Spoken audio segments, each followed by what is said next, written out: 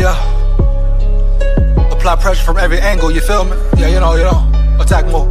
Never fold, man. Nah, never fold, never quit, yeah. Keep going, like, yeah. Now they gotta feel me, yeah. Now they gotta feel me, yeah. Now they finna feel me. I try to keep it cool, but niggas always act a fool. So now they gotta feel me, yeah. Now they gotta feel me, yeah. Now they finna feel me. I try to keep it cool, but niggas always act a fool. So now they gotta, yeah, I smoke that thing, tryna get M's in the bank, fuck what they think. Knock a nigga whole mouth out, come side me, top break, throw hands like Tank. Knock it out the park like Hank. I've been doing them planks, what you got on my drink? I've been trying to keep my sane. Humanity so lame, fuck you and your gang. Speaking on the dead man's name. Roll Tide, come on in. I say it again, man. Roll Tide, come on in, baby. You know what time it is. A lot to talk about today, a lot of things to get into. No need to waste no time doing it. You know, the major news and what's going on around yonder in Alabama territory, Roll Tide territory. As we all know, National Signing Day is coming up. The transfer portal is pretty much done. Now it's time to focus on recruits, and Bama has been doing that. You know, they have racked up the potential #1 recruiting class for 2027. They're all already ranked in the top 5 for 26. So as far as recruiting, like I said in my previous live, right, DeBoer has proven that he can definitely recruit, but not only recruit, right, adapt to the situation, adapt to the SEC. Just adapt to the college football realm in general. But recruiting is very important, you know. And hopefully those 5 stars and 4 stars remain in the building, you know. Is there any way in this era of college football that DeBoer can stack players like Saban did? It's tough. It's very tough. Definitely not the same, but, you know, Saban definitely stacked players, bro. Recruiting, boom, he attacked recruiting, 5 stars, 4 stars, 3 stars, but that's not it. It takes more than just recruiting talent. You have to develop the talent, bro. That's why he had the process. And I'll never say DeBoer has to be or K-Dog has to be like Saban or do it Saban's way, but I'm saying Saban set the foundation. He showed you the blueprint, at least in that era of college football, but it's the same thing. Now it's just more money involved, guapino involved, you know, but it's still players who follow their heart, dream school, all that, players who can't be balked. So yeah, it's adjustments to make, but just like Saban made the adjustments, guess what? Kalen DeBoer, K-Dog must make the same adjustments, point blank, period. But recruiting, that's the major news right now, homie. Recruiting. Now, of course, we're all getting ready for spring ball. Boom. Everybody's talking about certain competitions, quarterback competition, i.e. being one of the main ones, right? I'm going to get into the article and videos in a minute. Ryan Grubb even spoke on that recently. But definitely people just preparing for spring ball, which positions, who are the real dogs, man. The Levy Dogs. We got a lot of freshmen, or few freshmen coming in. I'm going to get into that as well, who may even earn a starting role in the Bama offense, in the Bama defense, right? Right. Guys like Cedarian Morgan, you know, Xavier Crowell, just to name 2. But Bama has a lot of good young talent. The question is, how quickly and swiftly can they develop them, have them prepared to play good football, right? Not only be prepared to play ball, but very good ball, contributing at a high level. And I don't care if you freshman, sophomore, junior, senior, boom, whatever, homie. If you're ready to compete, right, you're ready to compete. And that's the bottom line. So how fast can Bama, how fast can K-Dog and his staff get them boys ready to play? You know, we saw in the Saban years, year to year, back to back. No matter how many players they lost, right? Boom, they had other players coming in, filling in. Some just as good, some better, depending on the position. You hear me, dog? Heavy, no cap. That's why you saw those tremendous defenses from Bama, the 2011s, 2016s, you know, heavy. They had the High Towers, had the Upshaws, huh? Had the Jacksons, homie, heavy. Had the Barons, you know, had the Collins, man, the Allens. The list goes on, bro. But Saban kept stacking it. But it wasn't just about talent. No, you can have all the talent in the world. If you don't have the right coaches to mold and develop them and put them in the best position to win, it doesn't really matter. You can have all the talent, but have chaos as well. And not just coaching, right? Boom, chemistry, man. Chemistry is very important.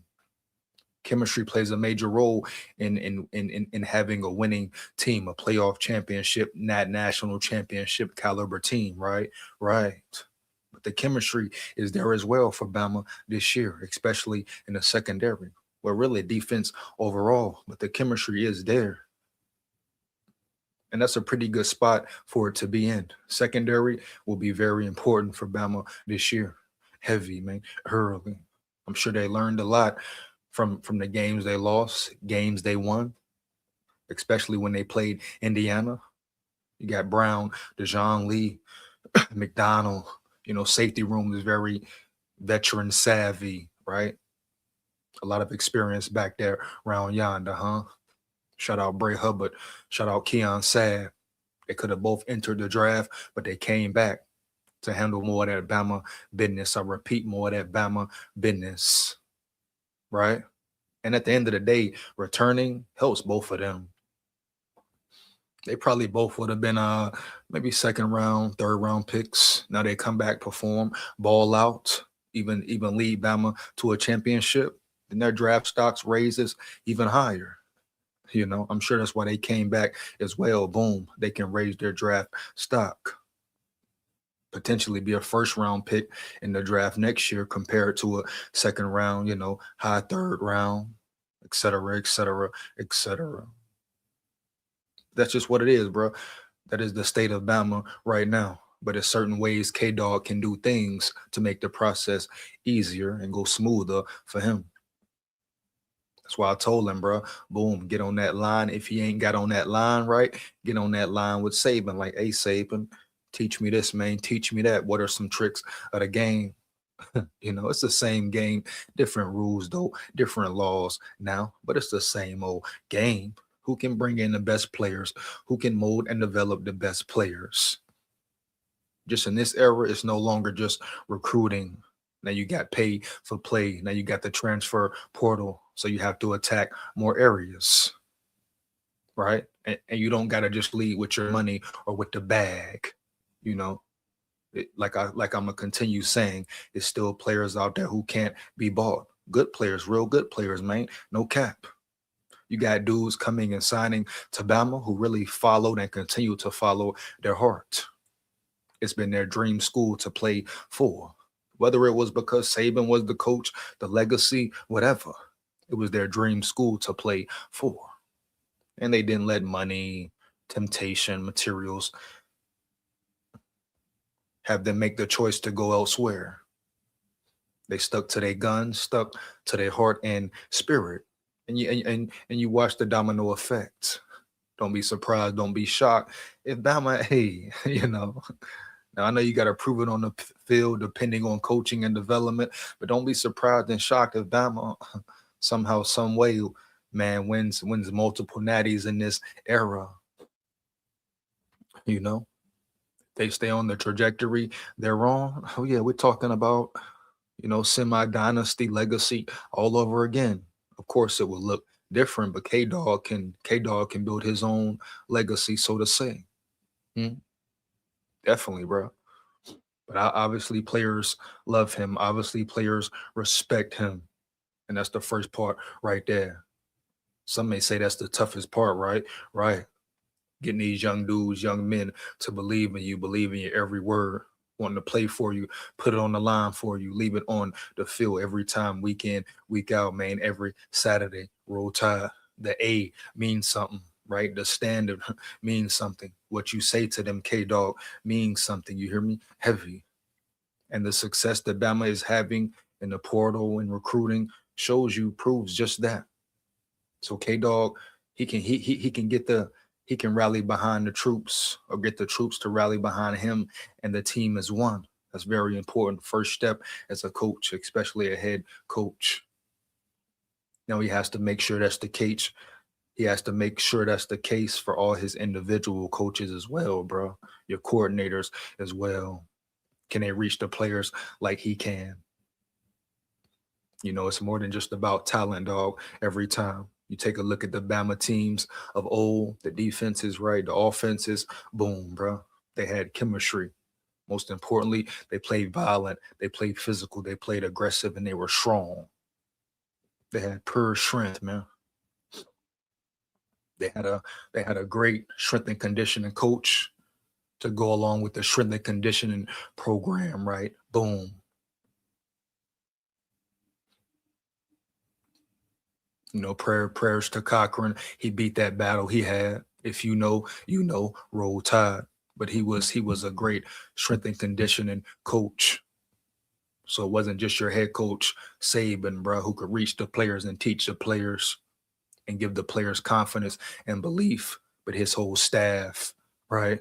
The wave of staff he came in with, they all came in like tidal waves, bro, and ran through that bitch, huh? Heavy. Turned the whole program around in about 2 years. I would say 2 years. You got the bad 08 season going into 08, then boom, the transition really happened.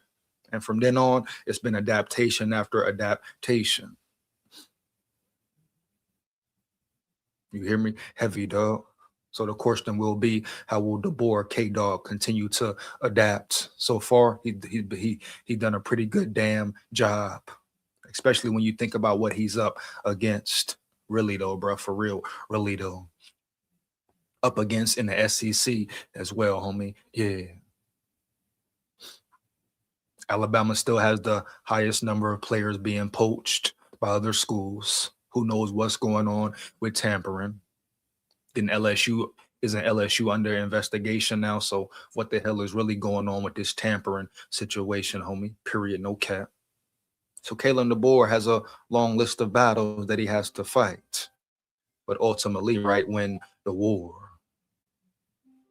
You hear me, dog? Heavy, no cap. So think about it full spectrum in all areas when you think about it, when you really break it down. And if you want to make an abrupt judgment, really observe all the factors and what's really going on in the business. But shout out respect to DeBoer, especially him and his scouting staff.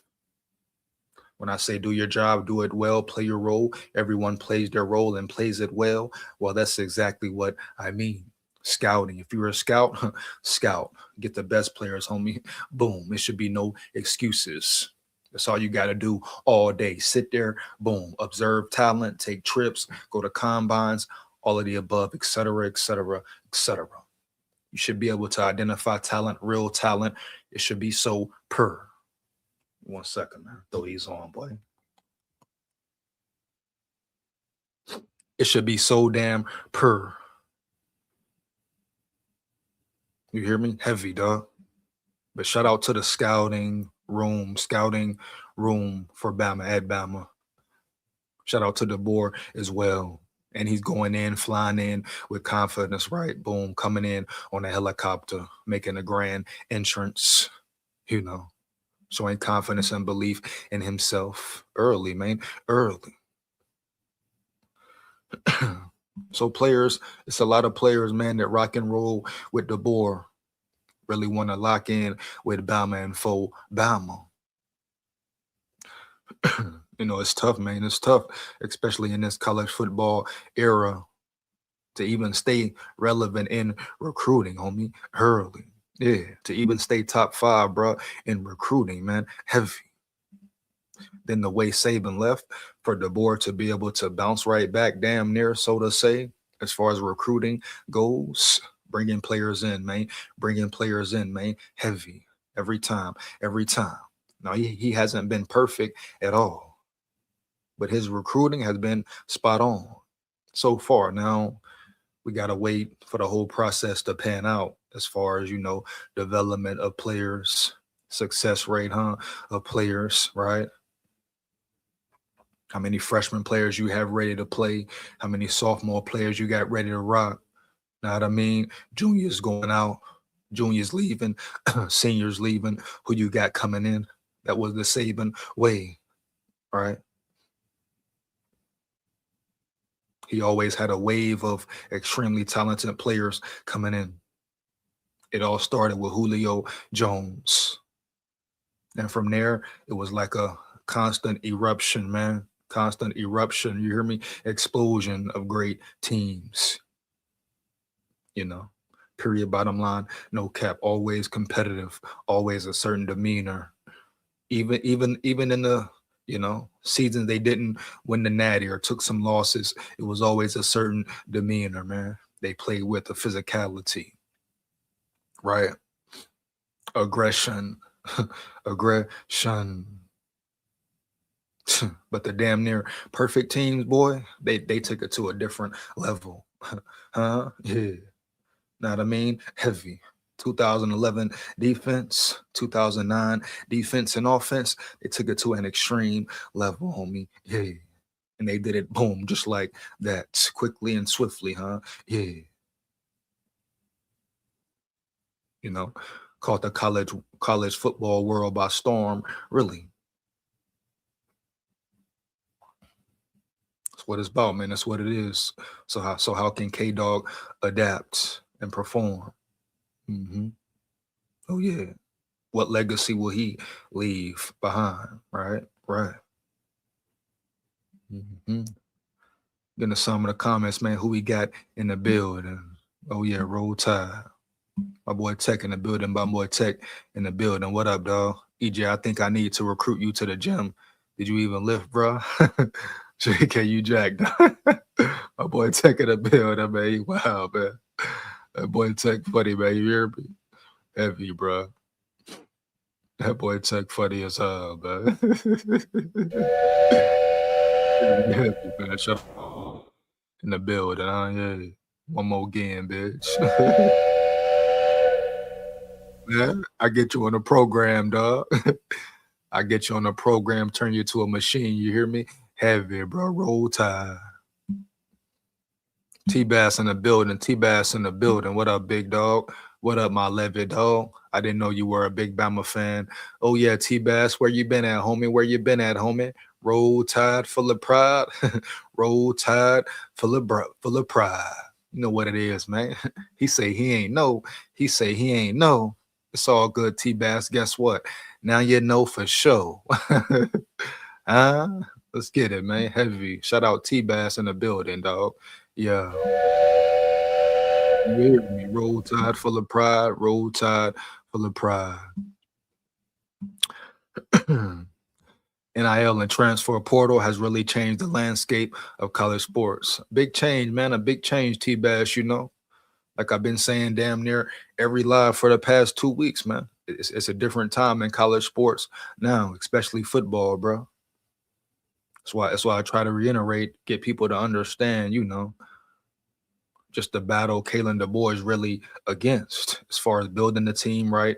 Keeping players committed, being able to build a real depth chart instead of every year, every season. You got to bring new guys in. You got to change things around, right? Make them fit your scheme, understand your scheme. So it's one big unnecessary process, man. So it must be revamped. These players, I think, should be under a 2-year contract without a doubt. They must commit to a school for 2 years. Then after a year, boom, roll out. All good.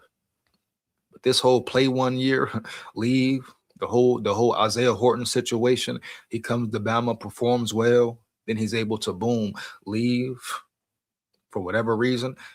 It's super hard for the head coaches now, man. Yeah. So I don't care what they saying out there, T-Bass. Recruiting, I repeat, recruiting is still very important. I don't know if you got a college team or not, but recruiting is very important, baby. Yeah.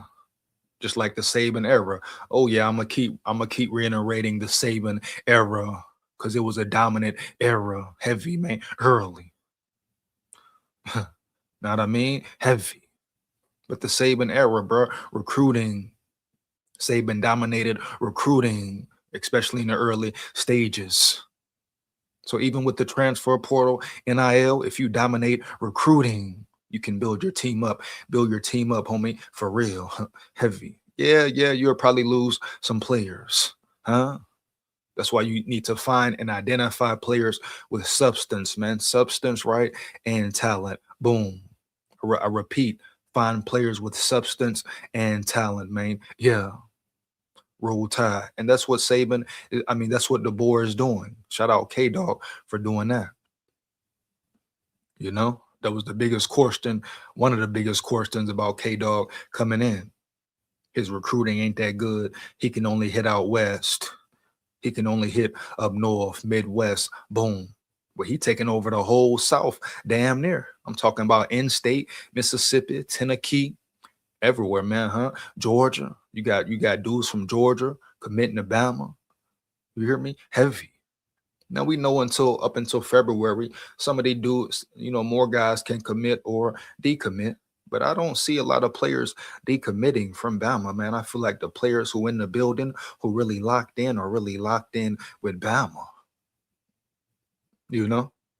So it's time to build that real brotherhood.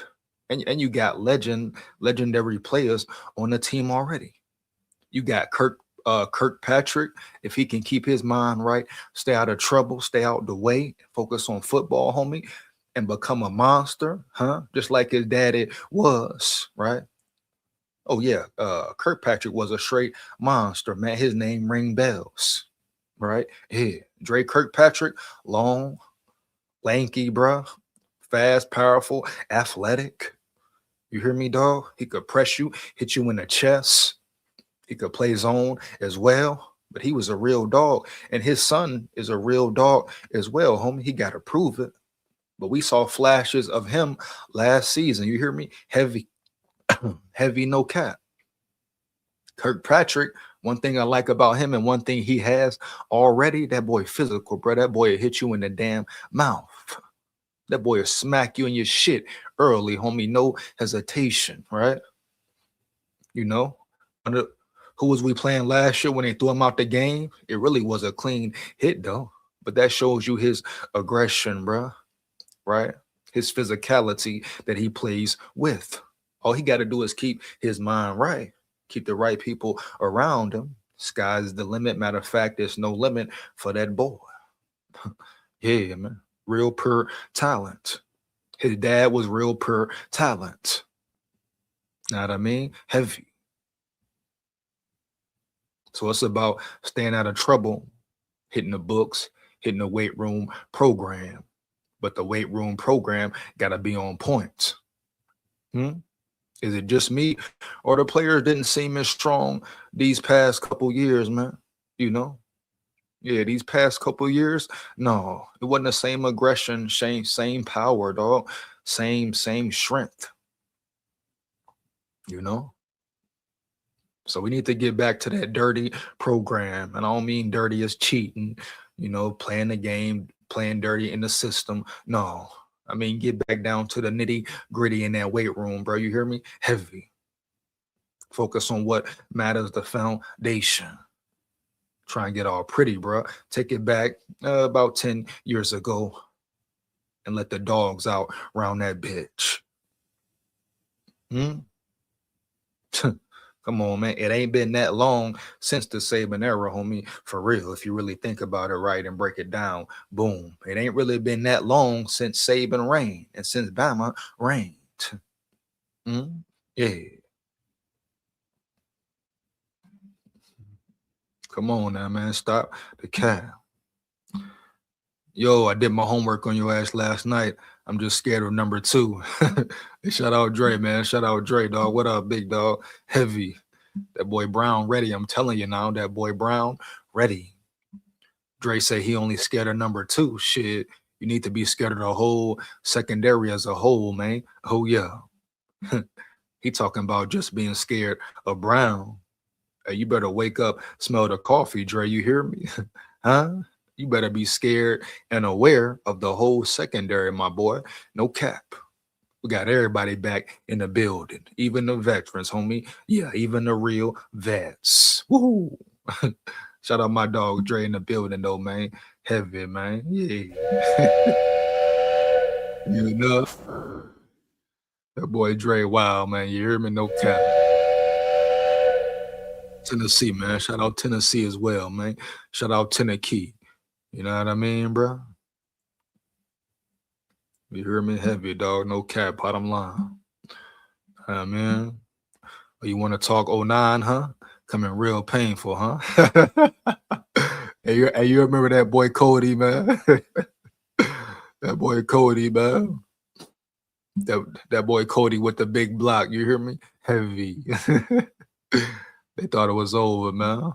You know? Davey OG in the building. Davey OG in the building. Morning, guys. What up, big dog? What up, my Levy dog? Heavy. Let's get it, man. Let's get it. Roll Tide.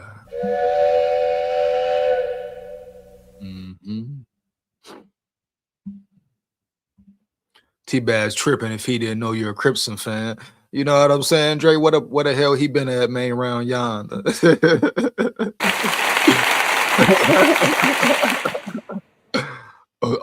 T-Bass must just got tuned in around here, man. You ain't know that, homie. But you been missing. You just ain't paying attention, man. Yeah.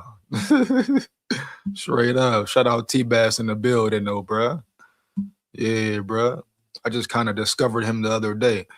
I feel you. I feel you. Much appreciated, Bass. Much appreciated, Bass. You hear me? Heavy, man. You know what I mean? No cap.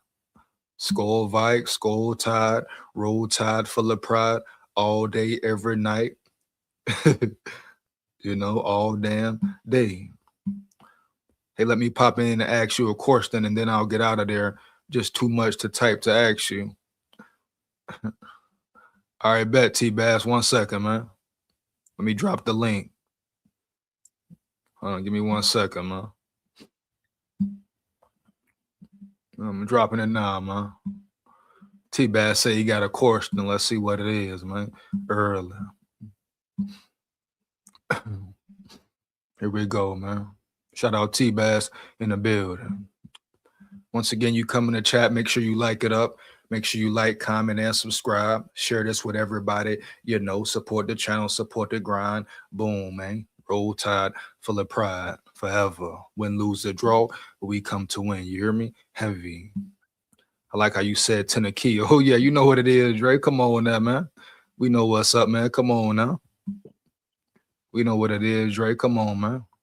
T-Bass, what up, bro? Hey, guy.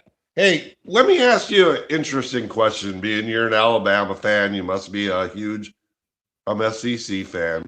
Right. I'm a Big Ten fan. I'm Illinois fan. All right. So my question is, you know, even 7 years ago, even maybe 5 years ago, it would be unheard of to have someone think that the Big Ten would win 3 straight national championships with 3 other teams. Okay. SEC was dominating the landscape. Right. So my question is, do you think the big change is basically the transfer portal and the NIL? And a few of my theories are maybe the SEC is a little bit behind the power curve on that than other teams. And, you know, is this something that, you know, Big Ten universities are generally the largest in the nation, which equates to a larger fan or larger alumni fan base, more money coming to it. And are you worried about that? And like, for me, I'm kind of worried about, let's say somewhere down the line, Coca-Cola has a large presence in Atlanta. Are Bulldog's going to end up being the Georgia Bulldogs, sponsored by Coca-Cola. Is Oregon Ducks basically already sponsored by Nike? And if you're not a school that gets this huge sponsorship, it's going to be very hard to be bringing in the players, because football, I don't, but like, let's take basketball for example. The last two tournaments, that underdog story tournament is gone. The last 2 years, it's pretty much been straight shock. Last year, every number one seed made it to the Final Four, because the mid-majors cannot compete anymore, because you get a good player and do your recruiting, they're gone. They're going to take the money and go to Kentucky or something like that. So long story short is, in the football side, do you the simple fact right now, the Big Ten is above the power curve on this NIL and transfer portal, and the SEC isn't, and that's the main thing that changed, or I guess what's changed the landscape that much?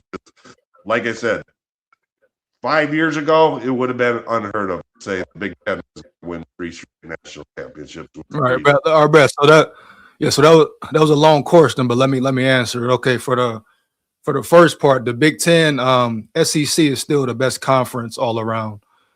We talk about powerhouse schools. We talk about competition on a week-to-week basis every Saturday. SEC has that. Now, I talked about this in previous lives. I said, if you want to see how good the Big Ten really is, okay, cool. Put them in the SEC, whether it's Ohio State, Indiana, Oregon, whoever, boom. Put them in the SEC, give them a schedule like you give Bama or Georgia or Tennessee or Ole Miss, whoever. Then give them a schedule and see how they pan out. Really tell the level of competition. At the end of the day, everyone knows week in, week out, SEC has the most talent. Now, we talk about the NIL transfer portal. Yeah, now it's pay for play. So these Big Ten schools, these players they didn't used to get, now it's more easier for them to acquire them because they got the Guapino, the Federale now. So it is pay for play. It's sad to a certain extent because you got tampering, you got all this illegal stuff going on, and shout out to Dabo Swinney. But yeah, it's definitely a difference. But recruiting is still important as well. You got to still find the best players, the young players, but development even more than recruiting is important overall. But yeah, so the Big Ten, Indiana, all those schools, they benefit from the portal because they got billion-dollar owners supporting them. The Mark Cubans supporting Indiana, and the whole portal started to make it fair because they got tired of SEC schools dominating. If we're just being honest, Bama, Georgia, they everybody complaining, oh, it's always the same schools in there. So they had to do something to even out the playing field, even if it's bullshit. Even the portal, they need contracts for these guys. You can play 1 year and then leave. You can't build a team like that. So you got to understand what the board and every other coach is going up against. Well, SKOL. Can I put in on that, SKOL? Yeah, go ahead, Dre. Go ahead, Dre. This is what it is. To me, in my opinion, out of all the years I've been watching college football, the Big Ten will never catch up. Never. I mean, you know what I'm saying? They'll never catch up. Just the simple fact that we have strong recruiting grounds down here. Yeah. Georgia don't have to go outside of Georgia. Right. Florida don't have to go outside of Florida. Real talk. Alabama don't have to go outside of Alabama. Real talk. Tennessee high school coming up a little bit. So we just need to put a fence around our border and get a piece here and piece there because our high school football is getting better. See, it's different down here because we live and breathe, we live and die college football more than NFL probably. Mm-hmm. Or very close. So, NIL got a little something to do with it, but the main thing I done seen the last couple of 3 years, the SEC been beating up on each other.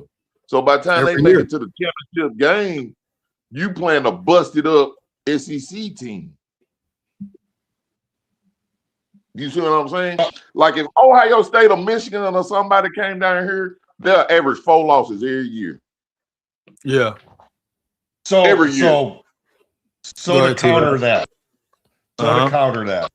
For years before the playoff system and stuff went, I always complained that when it came down to, this bowl game is for the national championship, it was always an unfair advantage for the Northern Big Ten teams playing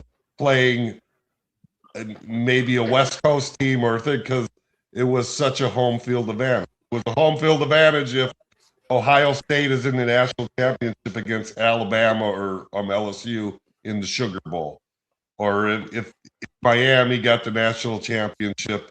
It was never really a neutral site game. Now, I always used to complain, why don't they have the national championship in Minnesota? It's a dome. Well, that probably go up to the sponsors. That probably go up to the sponsors. But y'all don't have a big time bowl game up there, though. See, in the South, we got the Sugar Bowl.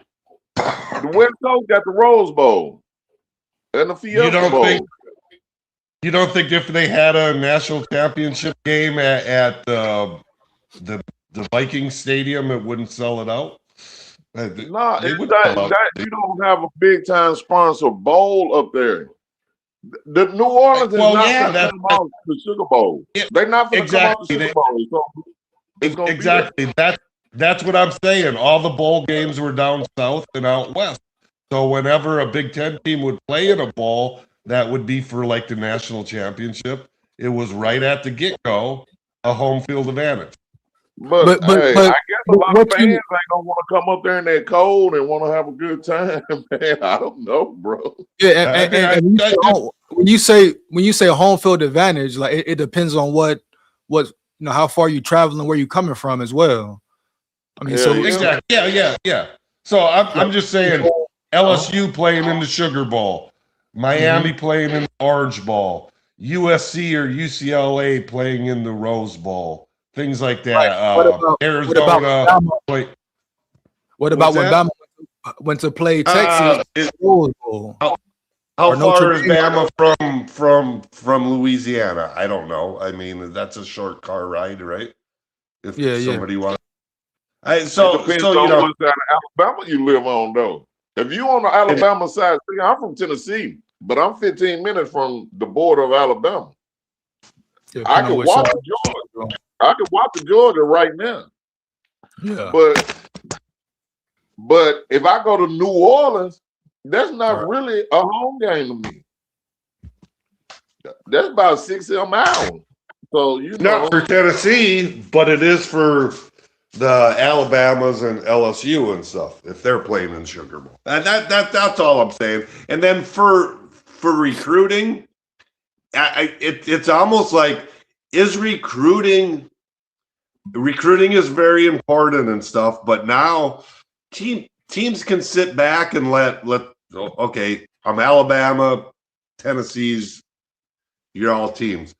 A team like, let's say, Oregon can sit back, let you guys do all the work, and by the time this kid's a sophomore, hey, this kid's good. Hey, why don't you come to Oregon and we'll have Nike give you 10 million. That's where integrity. That's where integrity comes in. You know what type? Yeah, that's why Nick Saban left that shit. That's why Nick Saban got out of there. The integrity gone. But that's where it's going, especially in the college basketball landscape. You're never going to see the, George Washingtons and things like that make deep runs in the playoffs because they can't keep these kids. They might do a great job at recruiting and get the best kid in the nation, and by his sophomore, junior year, teams like Kentucky and that are knocking on their door. Come to Kentucky and win the national championship. Answer that right there, then I'm gonna get him too, EJ. Answer that because he got to catch up in the SEC land. Go.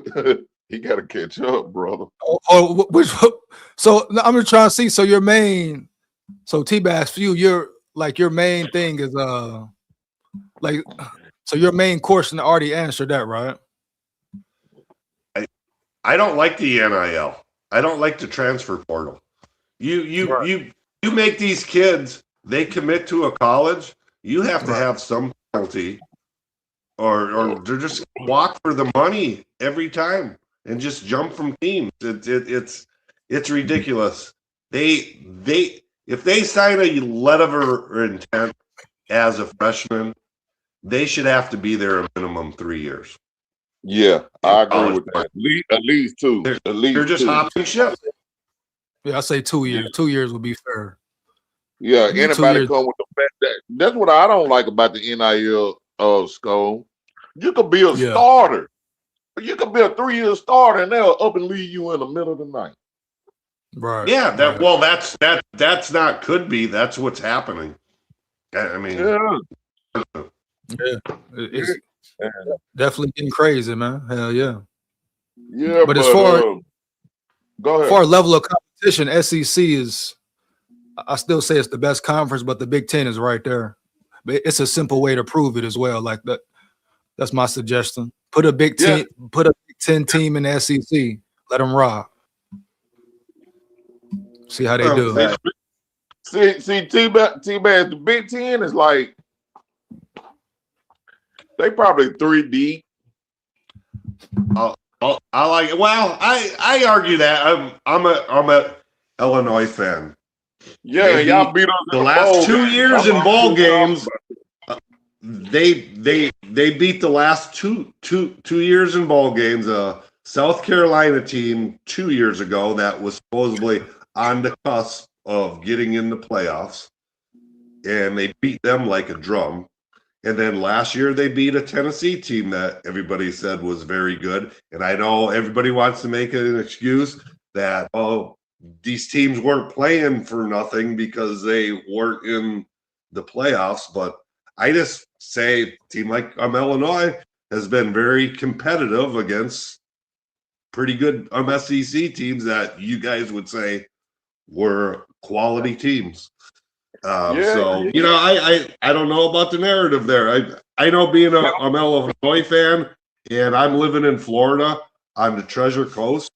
Illinois right now has a pipeline for every good player in football coming out of the Treasure Coast area. They're all going to Illinois. The Fort Pierce area, Vero Beach area. Can I get him? Because he beat me, SKOL, and that hurt me. Let him know, man. Go ahead. All right. Now you do title for your win, and I'm a competitor. I want to win too. But man, when they said that we was going through a transition, a defensive coordinator gone, players leaving, you know what I'm saying? To me, when I looked at that game, that bowl game looked like it was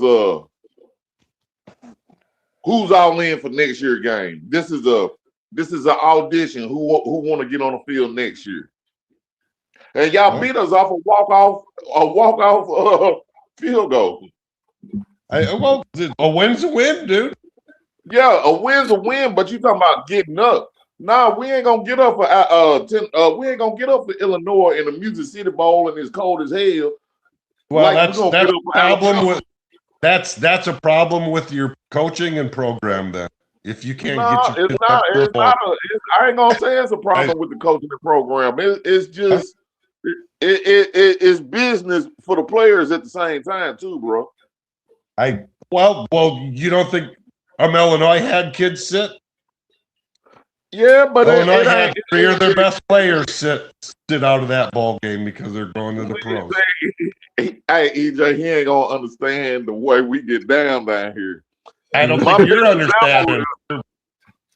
My best example I could give you is we missed the playoffs when we bombed out against Oklahoma.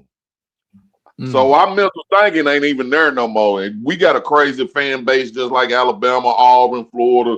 Our fan base nutty too.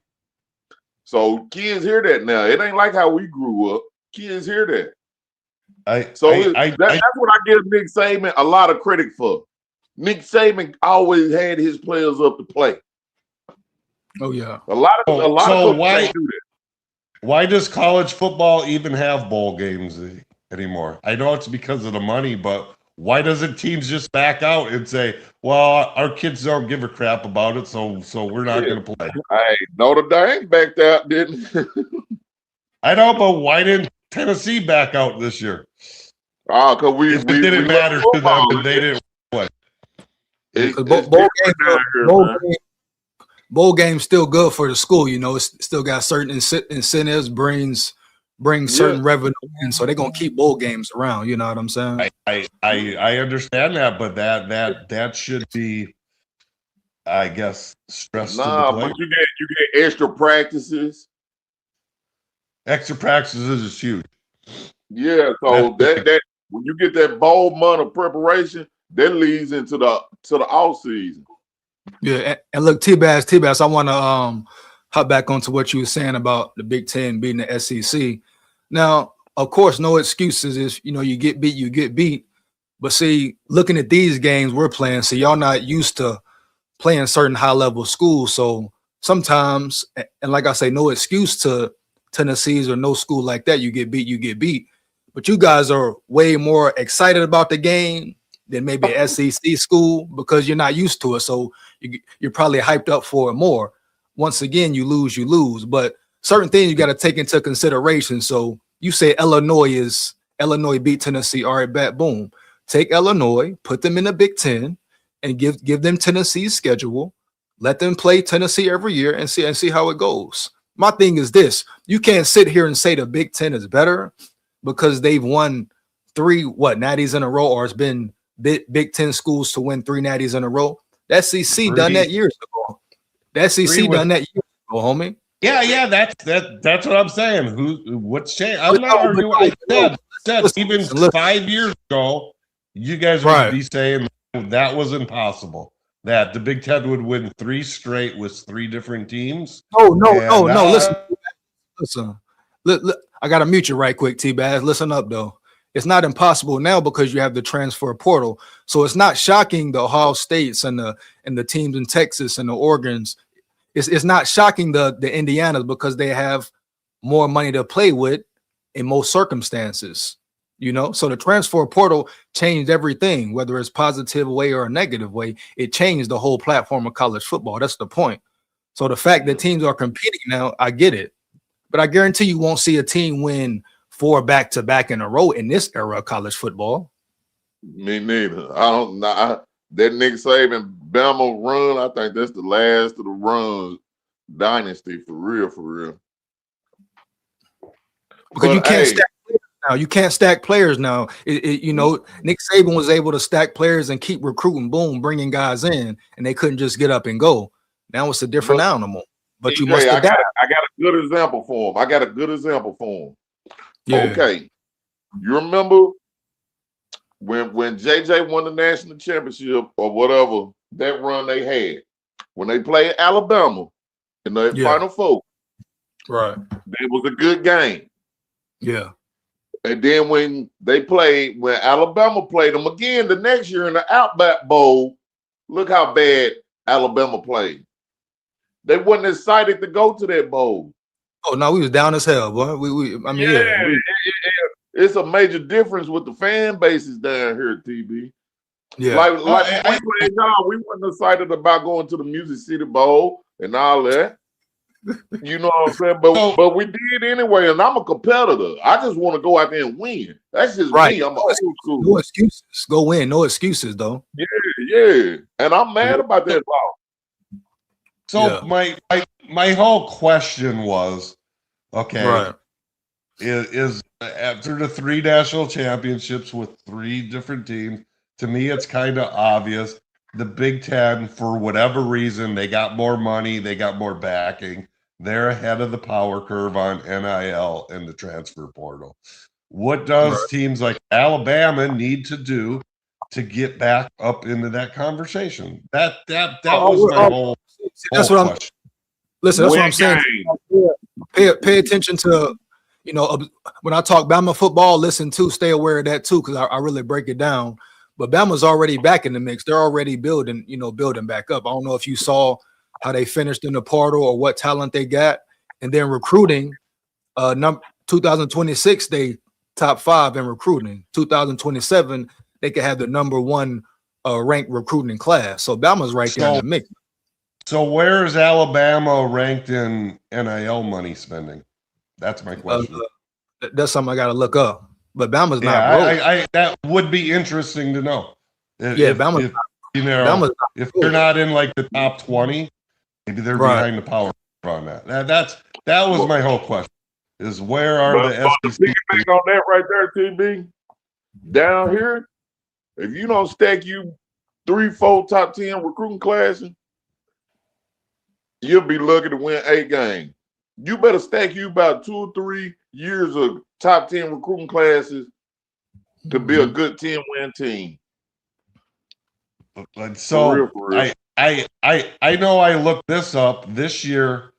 I know in the top 3, Indiana and Miami were both in the top 3 for spending NIL money, and look where they were, both playing in the national championship game. So you know that's my thing. We can say, and I don't disagree with you, recruiting is very, very important. But unless they change something, you could have a great recruiting class, and the next year, half of them leave. Yeah, that's what the South. So I mean, it's going to.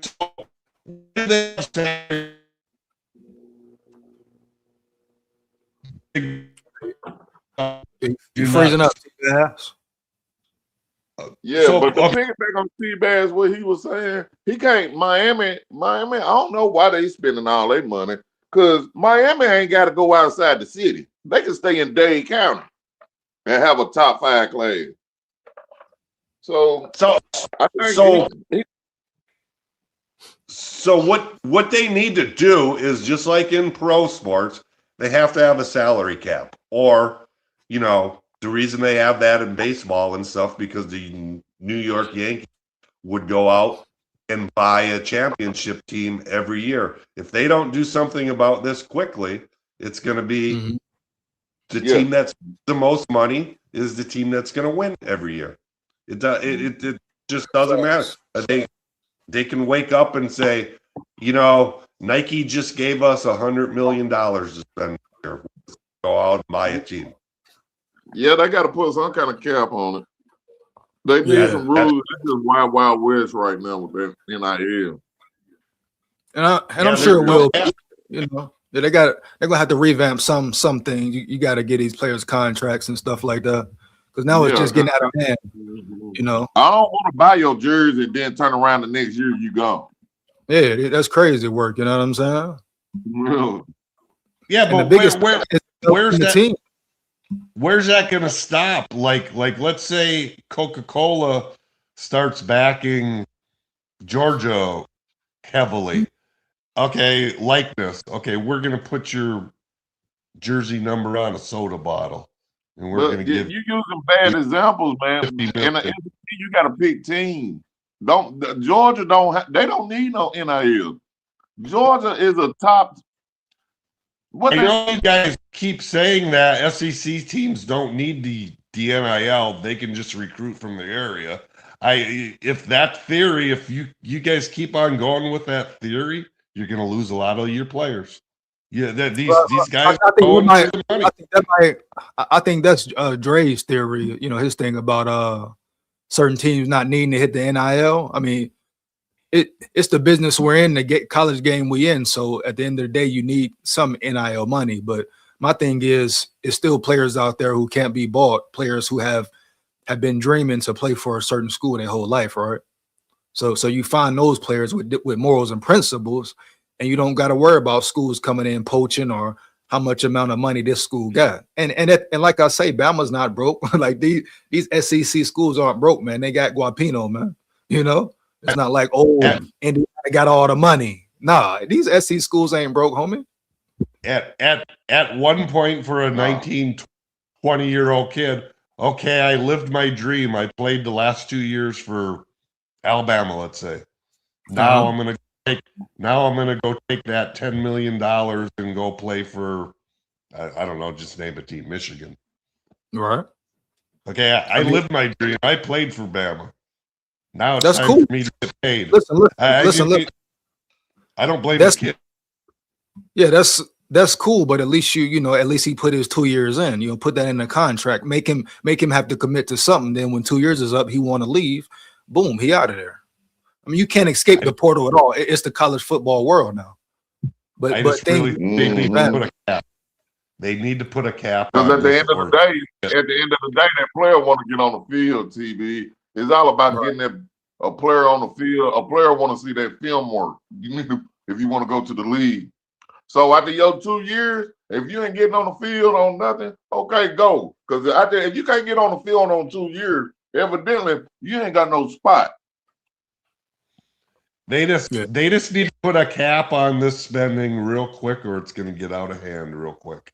That's my personal opinion. Need to put a cap on it. Definitely got to be changes made. And they need to put a tampering law in and everything. Yeah, man. Definitely things to revamp. Hey, all right, so that was basically my question. Yeah, that boy Pete Golan wildin', man. Shout out Dabo, man. Speaking up. Hell yeah. So that was basically my question. I'm gonna get out of here, but thanks for letting me come on and ask it. All right, man, no doubt, bro. Appreciate the T-Bass. I'll holler at you, man. Hold it down. Yeah. All right, man. Oh, hold on. Yeah. Huh? You gotta get T-Bass up. We gotta get him called up. Yeah, bro. He's still learning. He an Illinois fan, man, so he don't understand for real. I might get it, but it's a lot of coursing with the whole college thing, man. Yeah, it is. And I'm finna look at my schedule right now, SKOL. And I wanted to ask him, but he just kept going, wondering why. I said, you ain't gonna understand it, man. We different down here. And yeah, put them boys in the SEC, man, and let them play. Yeah. Now check this out, man. I'll be happy to win 6 games. Who y'all got? Man, we got Furman, a home game. That's our first game. That's our warm-up game. That's a dub. Then we got Georgia Tech in Atlanta. Okay. Georgia Tech might be straight though. Hell yeah, I like their coach now. I love their coach. Hell yeah. Then we got Kennesaw State. Now here come that goddamn gauntlet. Here come that. I want to hear your gauntlet because here go mine. Oh, let me bring that. I'm gonna go ahead and get this schedule ready right quick. Hold on. Okay. Let me pull this Bama schedule up. After you go, I'm gonna do Bama's. But sometimes we just gotta prove it through the schedule, man. They don't understand the weekend battle with the SEC, bro. Yeah, here go my gauntlet, and Lord have mercy, I wish I would have never looked at it. Texas, home. We home against Texas. Damn. We home against Auburn. Yeah. Away to Arkansas. Home against Alabama. Away against South Carolina. Home against Kentucky. God damn, it don't get no easier. Away against Texas A&M. Home against Lane Kiffin. Oh, LSU. Yeah, and our away game is Vanderbilt. But y'all don't play Georgia? No, we ain't got Georgia this year. Oh man, they let y'all off the hook with that one. Nah, see, they what they said, and we're because Alabama, these are our main rivals. Alabama, Kentucky, and Vanderbilt. So they don't want to lose that. Okay. Alabama, Kentucky, and Vanderbilt. They ain't gonna give up that Tennessee. A lot of people don't know. They think it be Tennessee. They think it's Alabama and Auburn. because of the Iron Bowl. Yeah, Y'all in state, but Tennessee and Alabama rivalry run deeper than that, and a lot of people don't know. Oh yeah. That should run A real lot of deep. people don't know. So you Yeah, probably so know how deep to run shit more stuff than me on that, John. No cap. That motherfucker run, man. It run deep, dog. yeah, But y'all don't. So yeah, man. So y'all, I'm talking about mine. yeah. The schedules is Mhm. different. Cause like when we He can't buy that. when we get to Ohio our State can't buy that good. hold on, what should hold up, here we go. Cause the gauntlet here, that stretch of the schedule, this one right here. Hold on. But first off, the first 3 games, East Carolina, Kentucky, Florida State. Then boom, South Carolina, they're gonna be tough. Mississippi State at Mississippi State, Georgia, at Tennessee, A&M, then LSU, Vanderbilt tough, then Chattanooga and Auburn. So they don't understand the schedules, bro. Every week it's a banger, dog. I know. Hey, oh my God, you got a hell of a gauntlet. Yeah, bro. Damn. It's like 5 games, bro. That go either way, man. We're gonna Back to back. Hey, but you remember that those 3 years they try to get Bama the toughest schedule, knock them off and shit. They responded, bro. Yeah. One year they went undefeated, won the whole thing. You know, and they went all it in, man. If I could just survive, if I can win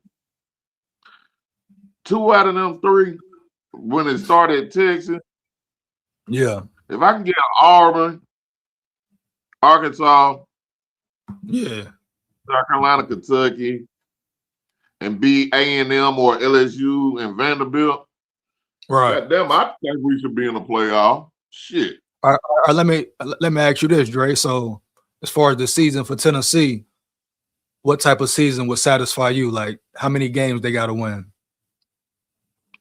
Man, the way I'm looking at this, man, we win 9 games. I'm good. Better question for you. Do you think they should make the playoffs with y'all talent? It depends on how the other conference look. You know what I'm saying? You can't leave out the other conference. Right. Because you know what I'm saying? But hell yeah. When we went to 9-game conference, 9 games, yeah, you deserve it. Oh, no. I don't think you're getting it with 9, dog. I don't think you're getting it. I'm just saying, since we got a 9-game, since we went to playing, we play 8. We usually play 8 conference games. Yeah. But you don't add an extra conference game because the other conference is crying. Okay, we did it now. Now, since we did it, give us a reward. They ain't gonna do it. You setting up back. Yeah. Yeah. Shout out Sharp. You got us beating up on each other. Yeah, facts. Yeah, you got us beating up on each other and ain't getting a reward for it. Yeah. Sharpshooter in the building. Roll Tide, man. Roll, man. Yeah. It ain't fair for Ohio State. You might play 2 games. Really 1, and that's Michigan. And that's why I was trying to get. Come on, man. That's why I try to get T-Bass to understand, man. Like, you gotta look at the schools you playing. Like, let me pull up Indiana's schedule, just for example. Shit, weak as hell, man. Soft ass schedule, bro. You're. Yeah, man. We probably would have lost 1 game out of this shit. It's easy to make the, you know what I mean, look good and make the play. Now, respect to Indiana, they handle business, but man, throughout the season, you ain't playing no damn body, though. And that ain't fair to the SEC. See, they don't know the coach is mad at the SEC commissioner for going to 9 games. Man, let them be mad, bro. You hear me? Heavy, man. Look at it. Yeah, Dre, listen to this. Okay. Listen to this here, bro. This here, bro. All right, this Indiana weak ass schedule next year, right? Are they first game North Texas, Howard, playing Howard, dog. Western Kentucky, Northwestern, Rutgers, Nebraska, Ohio State. Finally, they play somebody, right? Michigan, boom. How will they really be though? Minnesota, USC, Oh, they got Washington. back-to-back? Who? Got who They back got to back? Ohio State and Michigan back to back. Oh, okay. Yeah, but I mean, will Michigan be worth some shit anyway? I don't know. That's what I'm saying. Got We a got cakewalk, don't they? then they got Minnesota, USC, Washington, Purdue, and that's it. Like, do I need to say any more? Do I need to say any more, bro? Maybe. Yeah. You can't compare. Beating them, though. They might, but I'm saying you can't compare. The schedules are different, homie. So you understand when I say put a Big Ten team in the SEC and see how they rock? Like, you agree with that?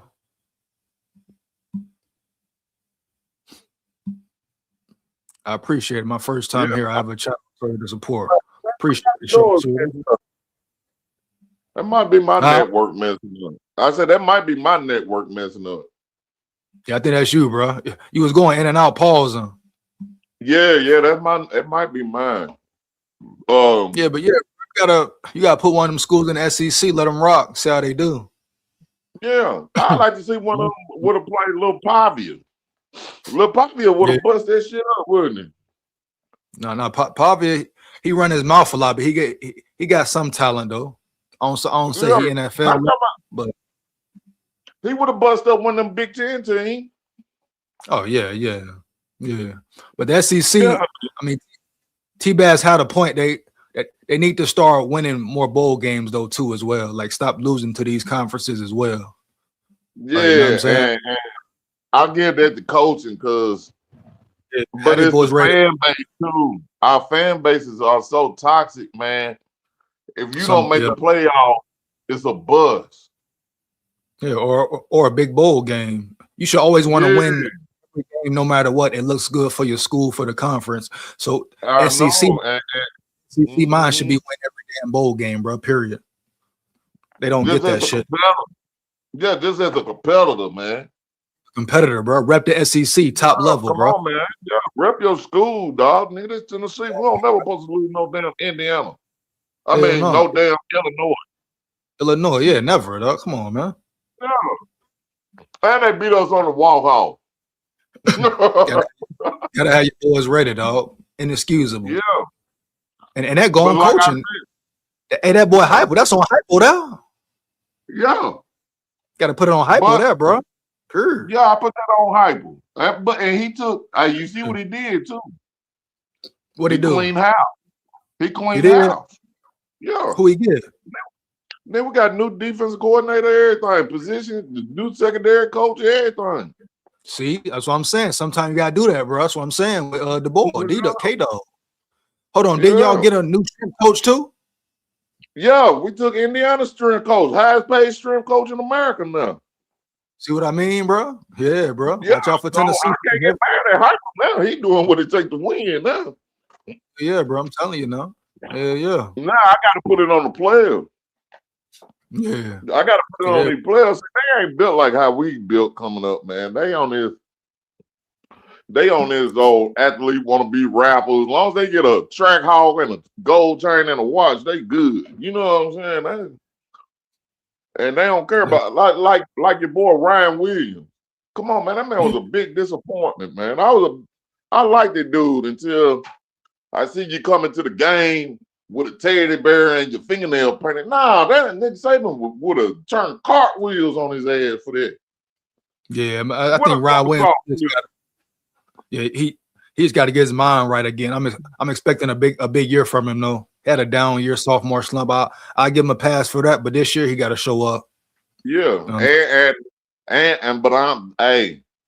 your offensive coordinator is straight trash. Who Grubb? Nah, Grubb just gotta learn when to call certain plays and not try to get too pretty.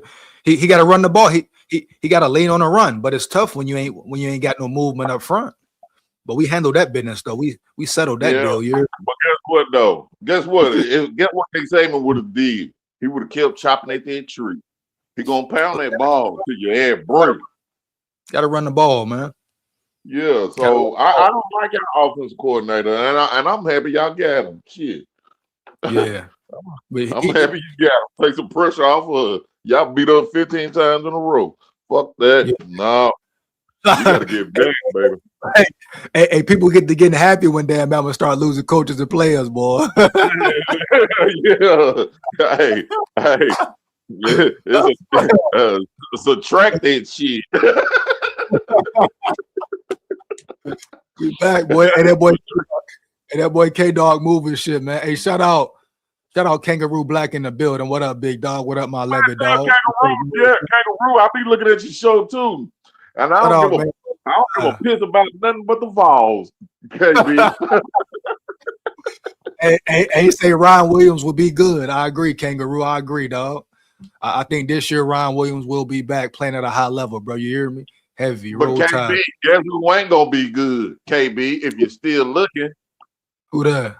Grubs. Hey, man. Hey.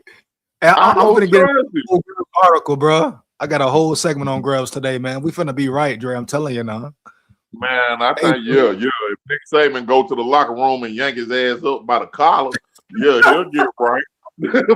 but until then, man, that man run an offense just like KOC, dog. And no. Now, Ryan Gross fucked up a lot last year. I ain't gonna count. You know what I'm saying? Out of all my life, I've been watching this shit ever since 83. Yeah. Or 81. I remember when Herschel Walker beat us as a freshman. I never seen Alabama go -3 yards rushing. Hey, in history, home in heaven. Hey, Dre, check what Kangaroo said to you, though. He said, well, you don't give a piss about nothing but hot garbage. See, that's why I got to give back. That's why I got to give back, man. I'm 15 years in a row. Killing it, baby. Hey, he said you talk that trash about Grub, but he beat y'all. Yeah, thanks to this old sunrise, goddamn. That number 2, boy. That number 2 caught that pick 6, broke our back, boy. And that boy Kangaroo in the building, dog. Yeah. Hey, Kangaroo, I'm gonna pop cigars on your ass this time, and I don't want to hear about nobody coming to Knoxville cheating. Goddamn, in 2023, we went down there and had y'all down 20 to Selma, 20 to nothing, and they cheated y'all all the way back. So I don't want to hear nothing. Dre, you know the refs always bad on both sides of them games, bro. You know how it go. Yeah, but you can't do it at crucial times and crucial moments, though. Yeah, that's what I'm saying. Some of these refs need to be fined and fired, bro. They'll learn then. Yeah. Nah, they need to go to the penitentiary. That's what they need to do. You jacking out people's money, man. Nigga put all that money on the game, and then you make a call like that. Then you do that shit and get caught, and then you deserve 20 years minimum. Then your sentence starting out on 20. Be crazy, bro. Hey, Dre, I'm finna finish up the show though. But before you go, any last words about Tennessee, SEC?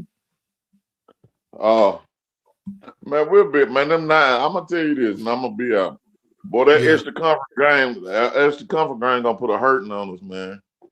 Think so? Man, yeah, that's too brutal, man. Yeah, it's too brutal. It's too brutal. You read your gauntlet, I read mine. Goddamn, boy, I'll be happy with 9 games. 9. 9 games. If you come off a 9, SEC team should get in. But Dre, let me ask you this, right? And Kangaroo Black say he on your head top, bro. He say, I don't want to hear those excuses. Y'all so bad about making excuses. Y'all blame it on the power team. No, I'm gonna get on his top because I heard you over there crying too, KD. I watched the whole game call show against Indiana. So I don't want to hear that shit. No Alabama team should lose to a goddamn Indiana. And I don't want to hear it. Oh, no, man. I don't want to hear it.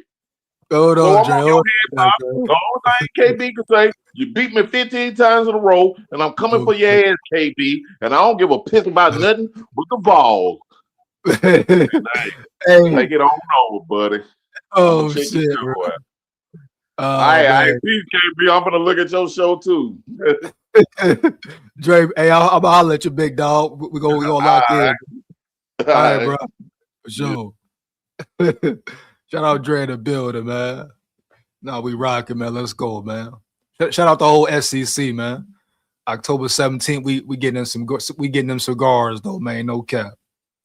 No cap, man. Hell yeah. Shout out T-Bass for coming up as well, man. Let's go ahead and get into these articles. Got a lot of recruiting to talk about. Let's see who want to get into first, man. A lot of news going on in Bama territory. You hear me? No cap. So it's a very pivotal time in the Bama off season. You know, heavy. But them Levy Dogs is coming. I repeat, them Levy Dogs is coming. You hear me? Them Levy Dogs is coming, man. This one Levy Dog right here you see in the background.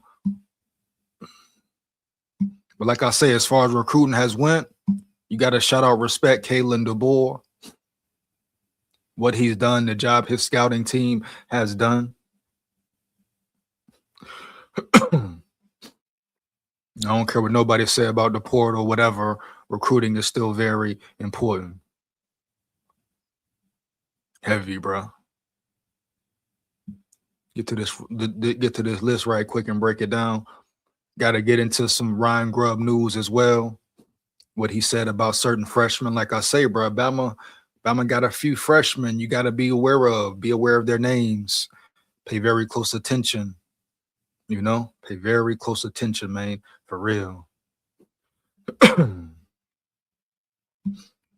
But recruiting is the main thing right now.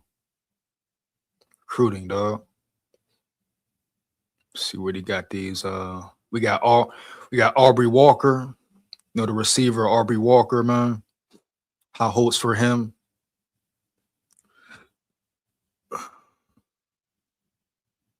Five stars all over the building.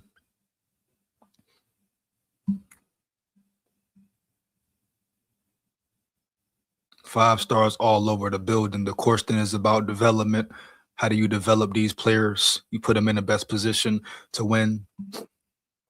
I'm pretty much gonna go through article, bro.